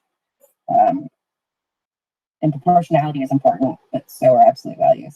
So I also included something just from Lawrence Berkeley National Lab. It's kind of old, it's 12 years old, but they did an evaluation of energy efficiency programs and the cost to achieve. And I just included that in the link. There's just a really clear chart at the beginning that kind of illustrates what some of those concerns are in terms of the relative cost to achieve. All right, thanks, Megan. It looks like Lindsay had a question in the chat. I guess it'd be for Scott, if you're still there, sir. She had requested, or she said it'd be nice to hear from DHCD on how Empower incentives interact with other energy efficiency programs and LITEC programs, example for affordable properties with LMI tenants. I can speak a little bit to the LIHTC, the LITEC projects. Nicola would be a little bit better versed on the single family programs. But for the multifamily programs, DHCD administers the LITEC credits for the state of Maryland. And so really for any multifamily project that comes into DHCD, we actually evaluate their applications and see if there's opportunity to leverage Empower funds with the private resources that are doing the overall projects. So there's a lot of opportunity there, and typically our pipeline is in the area of about 50%. 50% of the production that we do actually comes from those projects that are coming into DHCD for other rental housing financing, not just the LITEC credits. There's also other funding sources that are utilized through DHCD as well. The other 50% roughly is specifically for energy efficiency. But we're also looking through the current cycle, having the opportunity to do more for new construction projects to help those projects be even more energy efficient, but also looking at smaller projects so that if a project is going through, let's say, our special loans program, maybe it's a multifamily property that's distressed or needs some lead work. There's an opportunity through a grant, because the MEHA program is able to issue grants and loans. We're able to do leveraging that way as well. So we're through the cycle's design, trying to get a little bit deeper into it. Multifamily is a challenge and to itself, just through the demographic and the target market. So that's kind of on the multifamily side. Nicola, do you want to speak more to single family? I can speak some, but you're going to be better versed in it. No, I can give some information. On the single family side, we at DHCD have currently funds from 3 programs. So that's the DOE Weatherizations Assistance Program, the MEEP program, which is LIHEAP funds from DHS for addressing heating, cooling, and water heating crises, and also the Empower Low Income Funds. And when we have an applicant coming to us, we always assess every single applicant for all 3 of the programs eligibility. Now, I do want to say the other 2 programs do have more restrictive eligibility criteria than Empower at this point. But we always assess every client for all possible programs and then apply all the funds possible. So we have a significant amount of jobs where at least 2 funding sources can be combined on the same jobs. In some cases, we have 3 funding sources that are combined on one job, depending on which program can cover what kind of measure that the household needs. And we have, that is actually a requirement for our programs to always apply all funds that are possible. We're also currently working to integrate with our rehab programs. So those are not energy efficiency programs, but rehab-focused programs to align the intake procedures so that clients would also automatically be eligible for those. So that's just as far as how we integrate with other programs. And I do want to add a little bit of a tidbit from when the limited income goal was discussed in the Maryland legislative procedures, that in that context, the bills that were introduced to the House did allow DHCD to use savings from those other programs towards the goal. So I'm not sure if that is helpful or complicates things further, if that's something that would be a consideration for this discussion as well, that, all these other savings that we're realizing, they are also going towards the limited income population that we're trying to address here. And we have been reporting them separately as well. They just haven't traditionally counted towards the Empower reporting. All right, thank you very much. I appreciate Nicola and Scott weighing in on that.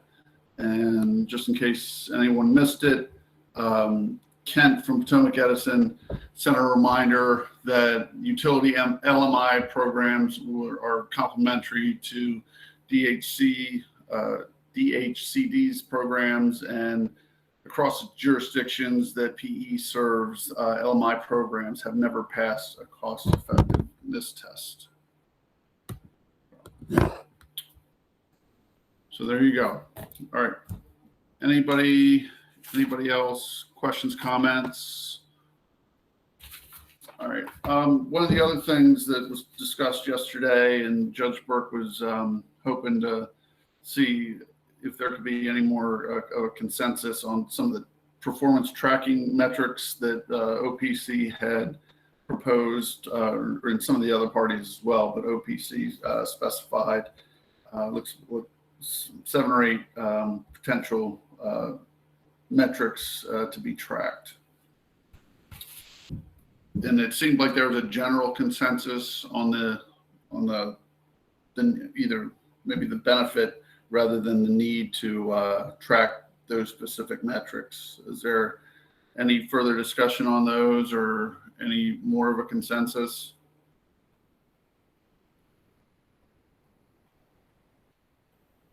I know the utilities expressed, I don't want to say concern, but noted the energy burden is a tough one to track.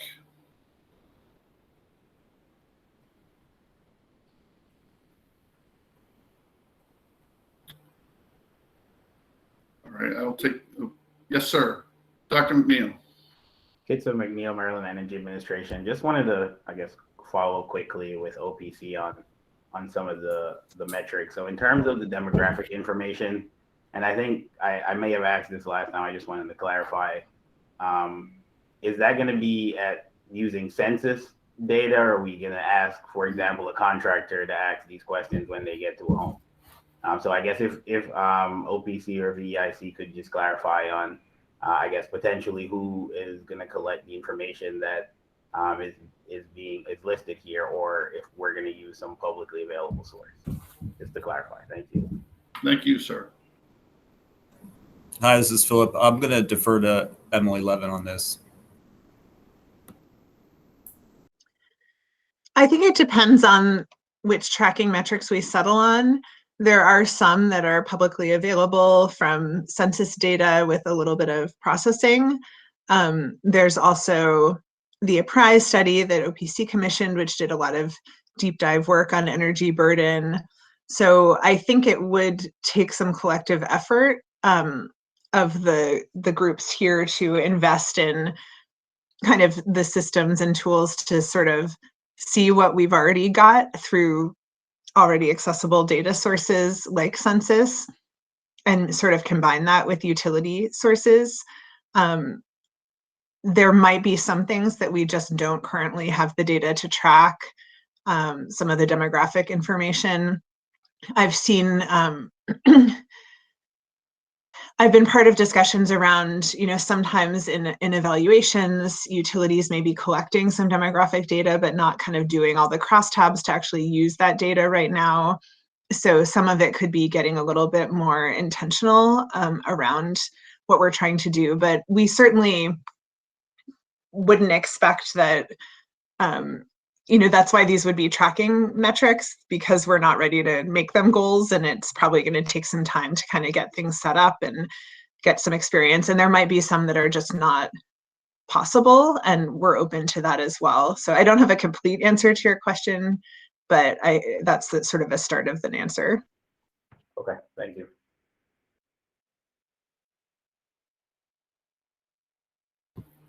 Thanks, Emily. Cindy. Hi, good afternoon. I wonder if more discussion on why LMI programs are so costly would be helpful. Could it be that there would be like, I mean, this can take many different forms depending on what is determined to be the main priorities, but I wonder if there would be like long-term, 20 years out, like a 10-year period where things would be a little bit more costly, but it would then, after making some large upfront investments, whether it's insulation or some big appliances, after some initial investment, it would become more cost effective, or it would actually reach cost effectiveness. I don't know, but that's one thought that I just had pertaining to the cost effectiveness portion. All right, I got a couple folks who've raised their hands, so we'll go to Megan and then Nicola. So first, I want to make a couple of notes. So one is I want to make sure that we're differentiating between cost effectiveness and cost to achieve. I think it's really easy to use them interchangeably, and they have fairly different meanings, from a functional standpoint. But both of those are true, that they tend to be challenged. Both limited income programs tend to be challenged for cost effectiveness and for cost to achieve. I do think that there are things on the cost effectiveness side that can be done to help the cost effectiveness from a cost benefit analysis. But the cost to achieve thing, there's a couple different pieces to it. One is that the easiest one to point to is that there tend to be a lot of additional health and safety investments that need to be made into customers' homes to do the work, and a lot of those more expensive measures are necessary to get the maximum efficiency out of efficient equipment, efficient plug load, and stuff like that. But there's also the question of, if we're reaching out to limited income communities, we're not, for our market rate programs, we're not providing incentives that cover the full scope of the cost of projects. And so when you are dealing with customers who have lower access to liquid capital or no access to liquid capital, that becomes, then it means that the proportion of each individual project that's being contributed by, empowered by the program, becomes a significantly higher percentage of the overall spend. And then, there are a couple other components too, but it tends to be more expensive to market and to reach out to communities. There tends to be more suspicion when, you're reaching out to disadvantaged communities. There's a lot of, historically, kind of lots and lots of reasons why people in official capacities, whether it's a utility or someone else, that can make it challenging. And there's some bill payment stuff. People will avoid talking to the utilities if they know that they owe money, right? Oh gosh, is the bill collector calling? I'm not going to answer my phone. Yeah, there are ways to work through some of these things, but kind of necessarily when you're looking at it in aggregate, the outreach is more expensive. There's a lot more education that needs to be done, a lot more technical assistance that needs to get done. Then you have complexities about, the landlord-tenant balancing issues and, split incentive problems. And then finally, unfortunately, there are also security issues that get in the way, that unfortunately, sometimes there are neighborhoods in disadvantaged communities where the physical security, the threat of violence or other, you know, it's real, and then that adds to the challenge of reaching, you know, everyone equitably. So it's just a hard total picture. I guess that's part of the reason I earlier, sorry, just quickly responding there. I was asking about specific programs. Could there be, and I'm sorry to use this term, I'm sure it gets overused, but low-hanging fruit, right? So in the future, you know, a targeted program to make sure people who are suffering from extreme heat events get ACs. You know, that would be one example. And I'm just throwing one example just off the top of my head, but what could be kind of, low-hanging fruit that would be kind of easy to start this conversation or these types of programs? I'm not sure. I'm just trying to think of specific programs or specific ways to move forward. If I may, I was going to answer Cindy as well, but it sounds like Megan had really painted a pretty good picture of where the higher costs come from. So I wanted to address a little bit more of the long-term part that Cindy had in her question. The upfront investment is high often because of the reasons Megan cited. However, in the long term, those initial investments paying off, there is continuous investment actually required to maintain those savings in the long term as well. In fact, we started implementing a maintenance program 3 years ago because we have found that just the initial investment is often not maintained because there's obviously cost challenges as well to keep the HVAC unit service, to keep replacing light bulbs with LEDs if they burn out or things like that. So it's more of a continuous investment, unfortunately, what we've found. And then in terms of the follow-up from Cindy just now about other programs that can address low-hanging fruits, that is also something that we started pursuing recently. To offer, you know, whatever is possible. If we can't do the whole home because of cost prohibitive items that we find, then then we'll just do a refrigerator, or we'll do just HVAC, or we'll just do some light bulbs, whatever is possible in those homes. Unfortunately, there's still some of the same barriers connected with that as well that Megan mentioned. All right, thank you very much. Mr. Gravatt, then we'll go to Emily. Thank you. Jim Gravatt on behalf of the Energy Advocates. I've been forgetting to say that. But I just want to say, I think, you know, all of the challenges with these programs that have been raised, completely agree. And I just want to tie it back to one point that's been raised earlier about the need for actually having community engagement and involvement in the planning processes for what are the types of programs that are going to be meaningful and effective for the communities we're trying to reach. I think that's something that would be, you know, really valuable in the future, and hope that we can think about ways to incorporate the voices of the people these programs are trying to reach. Thank you. Thank you, sir.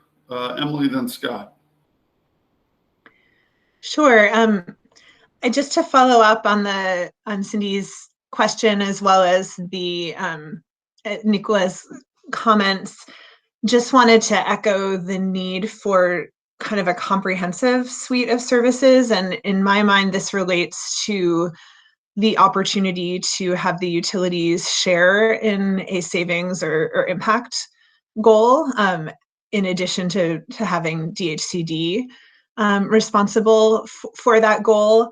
And that's partly because as we look at low-income program portfolios nationally, one of the things we look for is comprehensiveness, and many of them are not truly comprehensive. They'll have like one direct install program or a weatherization program like DHCD offers, and it's great that DHCD has tried to expand into some lighter touch offerings, but having a set of programs that are both deep and wide, so both the deep comprehensive whole house programs and the kind of lighter touch whether that's direct install. And that's where I think the utilities really have a lot of capabilities and experiences and relationships they might be able to contribute, and in fact have already been contributing, but I don't think we're really kind of counting their contributions towards the low income goal.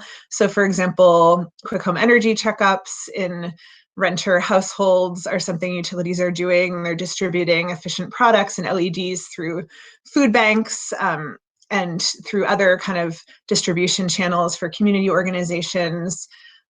They're exploring the shift model, which would make appliance purchases more cost competitive at lower price points, which is targeted to lower income purchasers. So there are a lot of things that sort of build on the existing utility suite of programs that, you know, appliance rebates and quick home energy checkups and things like that, that are a bit lighter touch and could potentially be a little less expensive while reaching a lot of people with really valuable services. Another one that Efficiency Vermont has done is the Appliance Voucher, where they've given certain qualifying low-income households access to a voucher for one free appliance at a local retailer. And that's been really popular and kind of a lot more easy to access. Like, you don't have to go in and start with a whole home service. And it's just, it's been a lot more flexible and accessible to a larger number of people. So that's one of the reasons we've, you know, continue to think it would be important to get the utilities involved in low-income program delivery, because they might have some capabilities in that space that would help make sure that what Maryland is doing is really comprehensive, that you have a mix of programs that are both wide and deep. Thank you very much. Scott.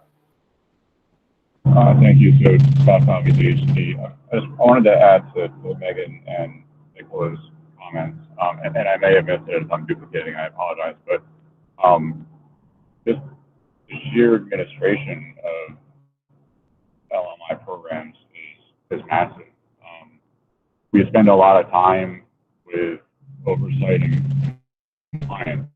You know, these are jobs that are, you know, thousands of dollars, you know, per project instead of, you know, hundreds or something, and it requires following rules and regulations and ensuring contractors, you know, doing the work they're supposed to, the way they're supposed to, making sure they've done everything they're supposed to, and making sure that the costs are where they're supposed to be. So a lot of the costs of low-income programs across the country, the increased cost, the reason it's not cost effective, is kind of the back part of it that nobody ever really sees, is all the work that goes into making sure the work is done right.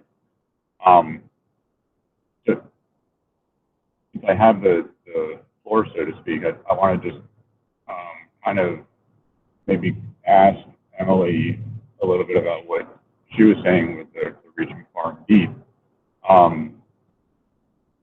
From my perspective, when we're doing a comprehensive program, in theory, and I know that's not always the case, but in theory, comprehensively, we're supposed to be doing everything that we can. And, you know, one of the concerns that DHCD has with having a shared goal, and we've talked about it before and everybody's aware of it, is, you know, if the utilities are doing something and DHCD is doing something, if we're looking at it from a comprehensive approach, is the work that's being done by the utilities, you know, impeding, you know, the ability to do that comprehensive work? And I know nobody wants that, and I know that's not anybody's goal. And if that's the case, you know, how do we work that into allowing the utilities to do some work in the same home that the DHCD is trying to do work in, and get full credit for it, but also not have it cause, you know, the comprehensive program to be able to do less. And to build on that, you know, should there be, do you think, specific limited income programs that maybe DHCD should do that would be to, you know, to give that free appliance? Again, if we're doing a comprehensive project, shouldn't they be able to get an appliance, when we're there. If we're doing comprehensive and it qualifies, they're able to get one. But what I hear you saying is maybe even the comprehensive program can go deeper, and maybe being cost effective or meeting that SIR for specific measures isn't appropriate for loaded, LMI programs, and maybe there should be more specific ways to get direct savings to our customers. What are your thoughts on that? Those are all really good questions, and I agree in an ideal world we would want to get services that are as comprehensive as possible to as many households as possible. So we certainly wouldn't want to divert people from a comprehensive program to a lighter touch program. But I think the reality is that, and I'm not sure exactly the status of this in Maryland, but there are often very long wait lists, and the comprehensive programs are only able to get to a certain number of households each year. And that's a relatively small portion of the households relative to the need. So I think what we would want to see in an ideal world is sort of a suite of kind of lighter touch programs that people can access really easily, that don't necessarily require them to fix everything in their home, that are just really accessible and might be kind of meeting them more where they're already at, like whether that's at a food bank or a retailer, or kind of piggybacked onto some other programs that are designed for easy access and thus can reach a really large number of people. And then hopefully we can get the referrals, and I know you all have worked a lot on this, improving the referral systems between the utilities and DHCD, but in an ideal world, the utilities would be, referring customers to DHCD for more comprehensive services whenever and wherever they possibly can. So those two things would really work in a complementary way. I know that's all easier said than done, but I kind of come back to what Jim said earlier, which is that the need is great, and just because it's hard doesn't mean we shouldn't figure out how to do it in a way that is leveraging everyone's strengths and kind of bringing as many resources to bear as we can. And that's appreciated. And so I'll go back to one small point that I had kind of thrown in there, and maybe Jim could speak to it too, because this may also help with how much we can do. But is approaching LMI, I won't say cost effectively, because from a program, it's not required to, but is using an SIR and doing an SIR to get work done in the homes that we know need work done, and savings opportunity are there. Is SIR the right approach? And should we look at something different to get to more people? Yeah, and if that, I'm not as familiar with that issue as I know my colleague Nikki is, and but I believe, and Philip could comment on this as well, but I believe we've long had the position that we shouldn't be employing the SIR requirements in as stringent a way as they're currently being employed in Maryland, in a way that seems to be a barrier to service. So I think OPC would be open to some flexibility there, but would welcome others to weigh in who might be more steeped in that issue. Hi, this is Philip from OPC. Yeah, that's true. We have previously said that we would like to see the SEER requirement broadened.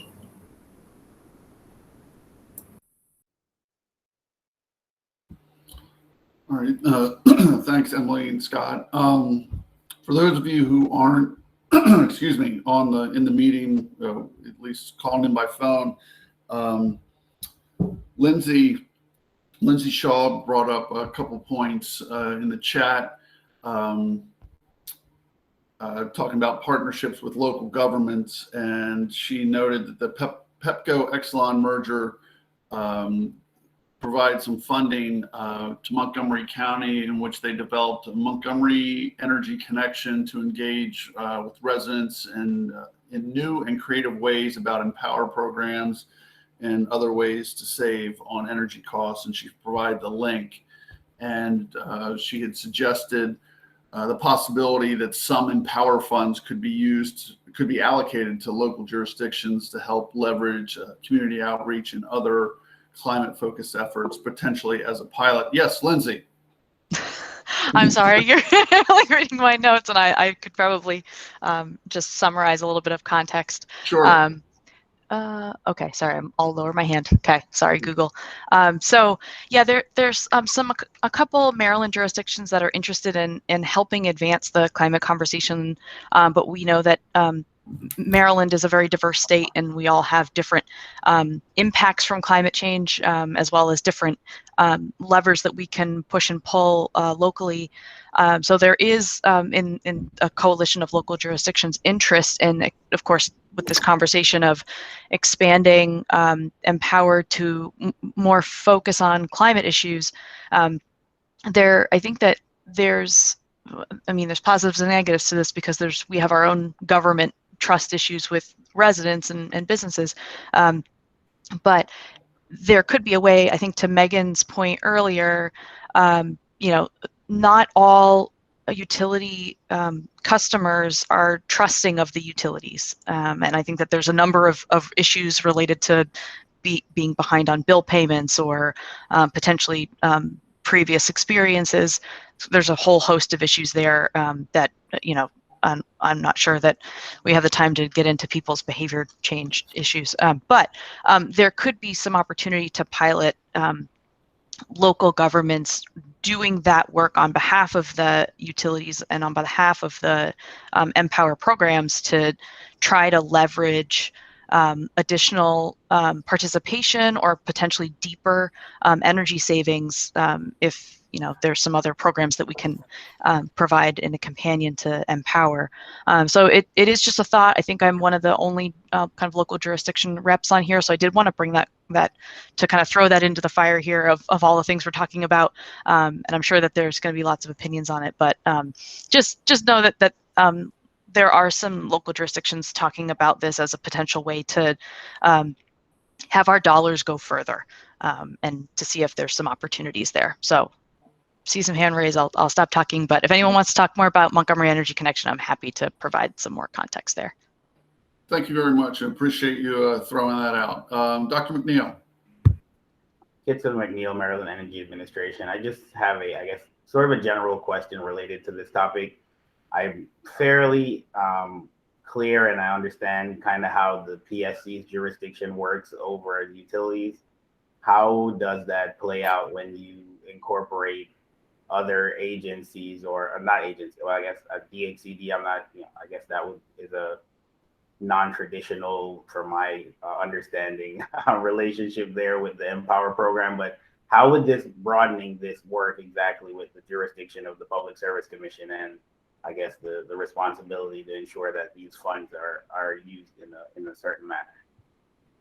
I think that that's a great topic to explore further, but knowing that DHCD does receive funding is part of got the wheels turning on our end. But it is a conversation starter.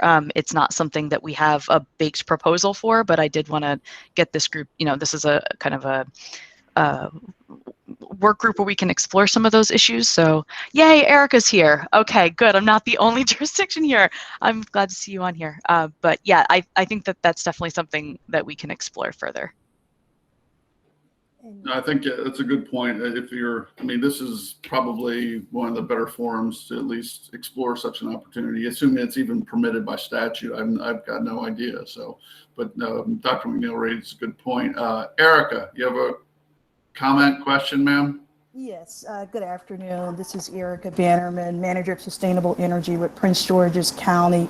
And I would just like to echo Lindsay's sentiment. As a part of the Exelon Pepco merger, Prince George's County has been providing grants to residents to perform energy efficiency retrofits, as well as install solar PV. Those funds will be expended pretty soon, and we would love to work with the work group to see how we could extend those efforts. It's been a very successful partnership with the Pepco Empower Maryland program. We've also worked extensively with Nicola at DHCD to ensure that we receive customers that doesn't necessarily qualify for our program, that we are consistently providing those referrals. So just wanted to jump in and let Lindsay know that there is another representative here, and I look forward to any additional conversations on this matter. Thank you. Thank you, ma'am. Anybody have any comments on, yes, Dan, I was going to come to you if you didn't raise your hand, so I appreciate it. Yes, Dan Hurley with Christian Staff. I guess I'm not an attorney, so I'm not really going to opine about jurisdictional things, but in the past with some of our past mergers, 9271, the commission established a customer investment fund, and that went to various parties to develop programs, outside of BG's Empower program. And then in the Exelon PHI merger from a few years ago, there was definitely funds were directed to go to both PG County and Montgomery County and to Delmarva to assist the municipalities in establishing certain types of programs. So I mean, it's not. I don't know if it would be out of this jurisdiction for a program within Empower to assist some municipalities, but there is some history from mergers where funds were sent to the municipalities.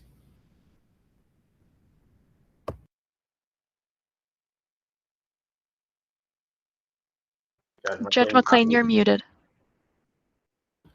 Thanks. Sorry. Yeah, and thanks, Dan. And I'm not as familiar with the Empower statute to see whether or not there is any specific limitation, but given that this is we're looking into the future, I think we're not looking to do it tomorrow. It's something that we can either explore, or maybe it's, if there needs to be a legislative change, that's something that can be explored as well. Anybody have any thoughts on what Lindsay or Erica had to say? Think it's a good idea, bad idea? Certainly another way to get more local jurisdictions involved. All right, everybody loves the idea. Cool. Can I ask a quick question? I'm wondering where in our current meeting schedule this topic might fit in. That's a good question. Dan, you got an open mic. Let me see if I can pull up the schedule real quick, and you can chime in. Sure. I mean, I'm not saying we're against that kind of idea. But I guess there could be some. Situations like in Montgomery County where we have 3 utilities that have customers serving the county, maybe a little bit. So there could be some, I guess, allocation issues as far as if something like that goes forward, or if we're gonna, it'd be hard to do a pilot in Montgomery County for Pepco customers only, even though they're probably the vast majority are Pepco customers, but there are some Potomac Edison and BG customers in that county. So I mean, that's just a thought that there could be some issues moving forward if that's an idea that we want to go forward with. Sure. I'll also say that the Montgomery Energy Connection, the funds that we received to stand up that program have not been, it didn't say that we only had to serve Pepco customers. We've read that order over and over again to ensure that, but it is kind of for all residents to participate in Empower. Just wanted to call that out there. Thanks. Dr. McNeil. Kitson McNeil, Maryland Energy Administration. I'm not at liberty at this point to say whether or not, it's a good or bad idea. Seems to check some of the boxes based on the presentation today and last week from AC Tripoli. However, I just, something else I wanted to throw out there, discussion of funds from a merger is very different from ratepayer funds. I mean, it's different in many instances to ratepayer funds, depending on how you look at the funds from the merger anyway. But so yeah, it's a little bit different from that perspective, so just something else to consider. Gotcha. And thanks, Dr. McNeil. And when I say, everybody loved it, it's just more me being sarcastic because nobody's commenting. So I'm certainly not holding anybody's feet to the fire on this. In terms of where this fits in the current plan, in the current plan. I guess if we're talking about like a pilot program for low and moderate income communities, I mean, this would be the place to discuss it. Mr. Sheehan. I was just going to ask if perhaps it would fit in the discussion of this, or within the scope of the potential study, if it were, some kind of a program that was going to lead to additional savings. It could, sure. I'm not against that. Dr. McNeil. Yeah, just a quick follow-up. I know at the beginning of each cycle, or I guess at the end of each program year, the utilities are open up to program ideas from third parties or elsewhere. So has anything like this ever been proposed or considered, or has any of the jurisdictions tried to work with the utilities to get something going outside within the scope of Empower previously? Just any historical context on something like this would be great.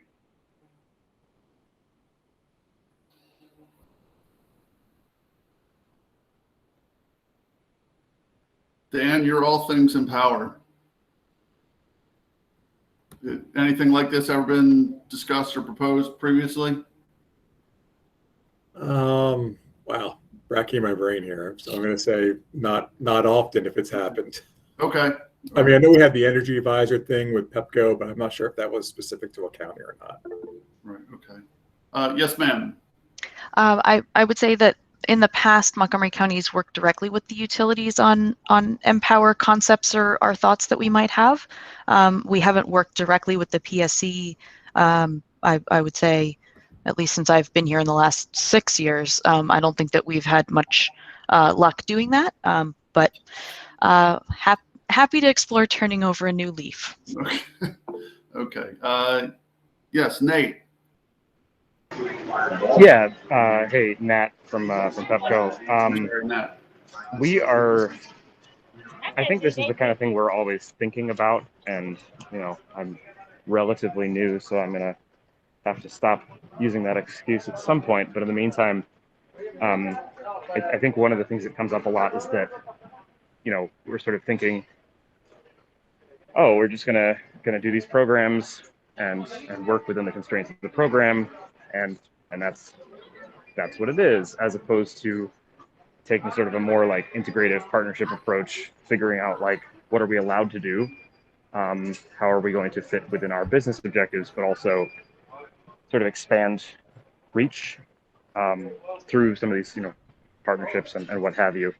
I think there's just sort of there has tended to be a traditionally kind of siloed approach to a lot of this, which has come up in a lot of conversations. So I'm hoping we will have some exciting things to produce in the near future, looking at that, especially around the LMI equity conversation, figuring out how to, get out there a little bit more directly and, address this cost effectiveness / cost to achieve issue. Thank you, sir. Josh. Thanks, Your Honor. Josh McClellan with Washington Gas. Just to add a little bit of additional context between the relationships between Montgomery County and the utilities. We've been working with Lindsay and her team for a pretty long time now, ever since I started at Washington Gas. And so the relationship has sort of been at that kind of outreach and co-promotional type of level of outreach to the residents in Montgomery County and Washington Gas customers. But I think, we would also be interested in seeing if we can, evolve that and mature that relationship to kind of see if Montgomery County can extend their capacity a little bit to more of a program implementation type of relationship with the utilities. I kind of envision seeing something similar to how the relationship is with the utilities and DHCD, sort of a governmental agency. And so, I think that's something that I think we at Washington Gas would be interested in exploring a little bit more, because I will say that there has been program uplift based on the efforts of what Montgomery has done in the past that had a direct positive impact on the energy efficiency programs and the benefits that are going out to our customers in Montgomery County. So thanks. Thank you, sir. And Lindsay, if I could just ask you, were you hoping to just have a kind of a general, or was the idea just kind of a general program, or was it focused on LMI communities, or? I think that's open for discussion. I know Okay. that each jurisdiction has their own challenges and strengths. So it's possible that, you know, we might look more at an LMI and equity component. Another jurisdiction might look more at climate resiliency and engaging residents on that.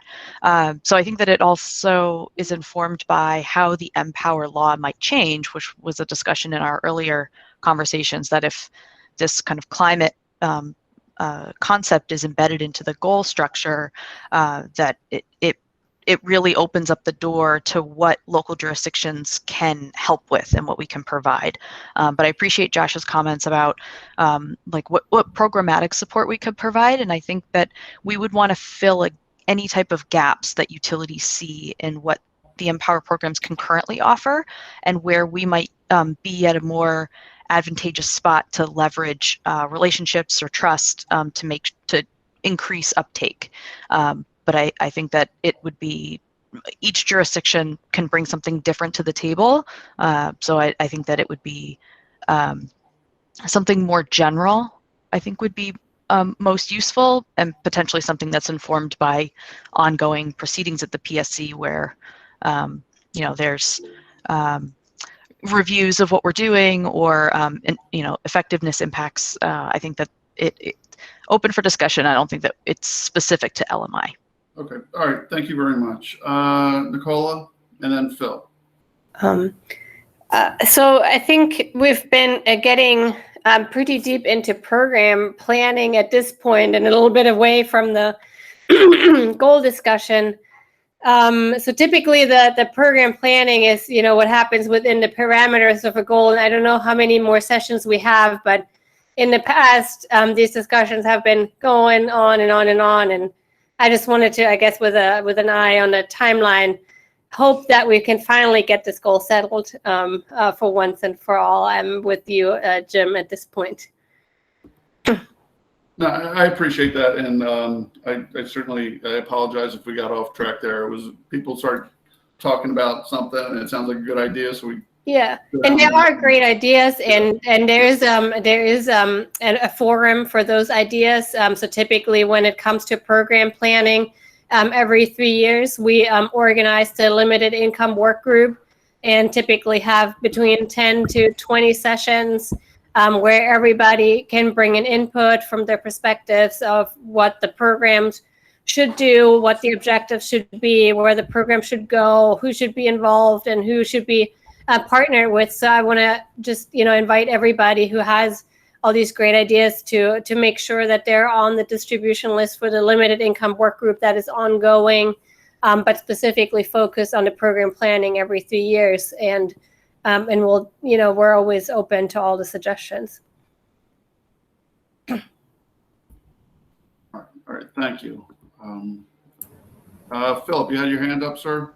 Yes, I just wanted to point out in response to this Lindsay's suggestion that in the finance work group, we considered and the financing proposal that the Montgomery County Green Bank joint ventured with Maryland Clean Energy Center, and there's going to be a pilot related to that. But the proposal was very detailed, and I think ultimately it was approved by the commission directly. So, and the other thing is that the pilot is not limited to Montgomery County; it's statewide. So, I think that's an issue. We're not even sure that whether money collected, which would be rates as an Empower surcharge by one utility, could be used, you know, in part to benefit a customer in a different utility service area.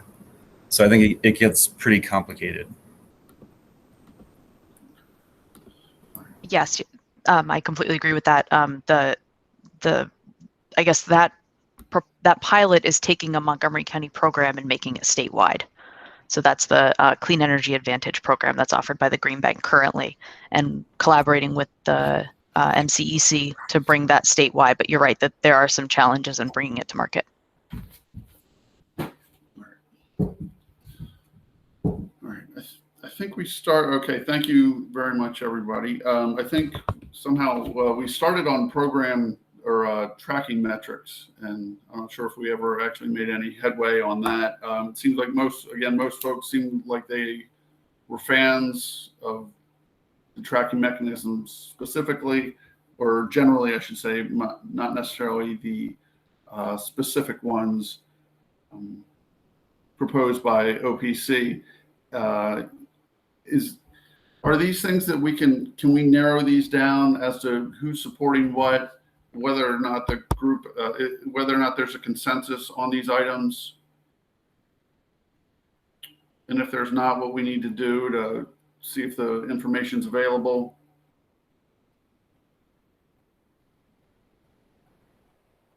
Or if it even can be tracked?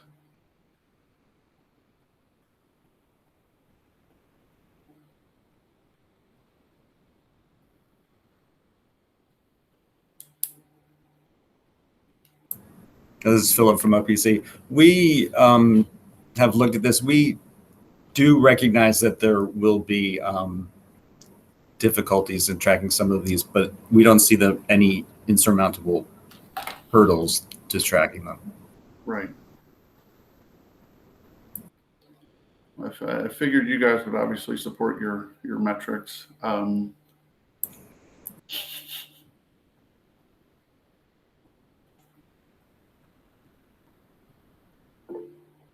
Yes, sir.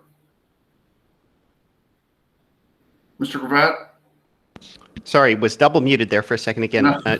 Jim Gravatt on behalf of the Energy Advocates. And, we have also supported the idea of tracking metrics.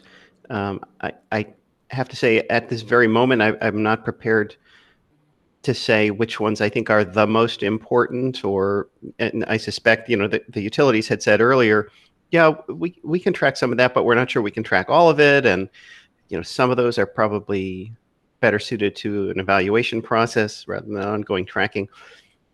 So, I'm not sure what the process might be or whether it's necessary now to try to determine which specific metrics we want to track. And I'm guessing there's nobody who objects to the concept of tracking more data, but I'm not sure. Yes, Lori. Lori, you there? I'm here. Sorry Okay. about that. You're I'm fine. speaking just on behalf of Lori right now. I've not vetted this to anybody else, but going back to what the utilities were saying at the beginning of the goal setting, some are easier to track than others, some are more relevant than others, but also, even if they're not goals that we are going to have to live by, if we have to track 7 extra things on top of the boundaries that we're agreeing to, on top of what might come up when we go somewhere else, there's going to be the need for time, money, employees to spend developing, creating systems to track all of this. So I think we just have to really be careful. I'm not opposing nor supporting anything in particular, but I think that we just really need to be very careful that we look at what's the most important so that we spend the right amount of time and money on the right things. All right. Yeah, agreed. And I apologize if I'm putting the cart before the horse on these metrics, but is this something you think that we can not worry about now and worry about that further down the road in terms of the metrics and what we are going to track? Lori? I think we can conceptually agree that there will be a limited number of metrics to track that are not part of the boundaries. It's just information. Did you get 10 of these or 1,000 of these? And to be determined. I personally, again, I don't know at this point that I can speak for the utilities, but I personally agree with that. Okay, and that's fine. That's fine. Yeah, Nicola and then Cindy. Yeah, I echo what Lori says from the DHCD's perspective. There, with the amount of tracking, the increased costs of time and money involved. So maybe if the parties that have suggested certain tracking metrics, or the ones that want to suggest some, could do so in a maybe prioritized list of these are a minimum requirement. These would be nice to have, and these would be entirely optional. I think that would be helpful. I think that's an excellent suggestion. And on the flip side, also, if that would be helpful, maybe DHCD and the utilities can provide which of those metrics would be harder and easier to track, and which one, maybe some of them we are already tracking potentially, so it would be no additional effort, and we can kind of compare the notes on that. Okay, that sounds good. I'm almost wondering, in a simple form, there's like those 4 boxes that are high impact, high effort, high impact, low effort. And if we don't have to think of it exactly in those boxes, but, kind of look at what takes a lot of effort that doesn't give a lot of results, you probably want to ditch. What gives you a lot of results with a little effort, you want to push forward. And then, think about the ones in the middle. So maybe think of them not only as what's important, but, what does it take to get to that combination? Thank you, Lori. Cindy. One thing that comes to mind is not to let perfection be the enemy of the good. The other thing that I wanted to quickly just bring up for the consideration of the group is the idea of security concerns, and whether data is truly necessary to collect, or whether it's really just kind of optional and marginally effective in actually achieving some of the main goals that we want to achieve. Because I'll say just for myself, I don't think all data collection and every single data collection is necessarily good for a community or for an individual. So I hope security is also considered moving forward when it comes to data collection. No, good point. Good thought. All right. All right. Anybody else? I mean, that seems like all the topics that Judge Burke had wanted to hit. And I know next week, I hope we're going to be talking about the high-level potential study proposal. Again, those are my words, that the utilities are going to provide to everyone on the 4th. Is there anything else anyone would like to discuss, or that we missed or haven't talked about, that you'd like to talk about?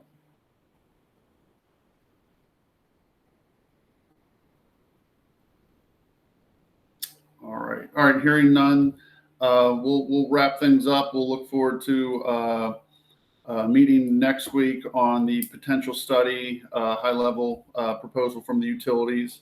And since we probably don't need to talk about the metrics, but if the folks that are looking to have certain information tracked, if you start thinking about what your wish list would be, that might be good. Again, if you want to raise it next week, we can do that. If not, we can push it back either to the following week or to another time. All right. With that, I will let everybody go. It's 12:30, so we'll finish pretty early. Laura, yes, ma'am. Oh. No. All right. Okay. With that, I'll let everybody go. Hope everyone has a great weekend. Thank you. Thank you. Thanks, Your Honor. Thank you. Thank you.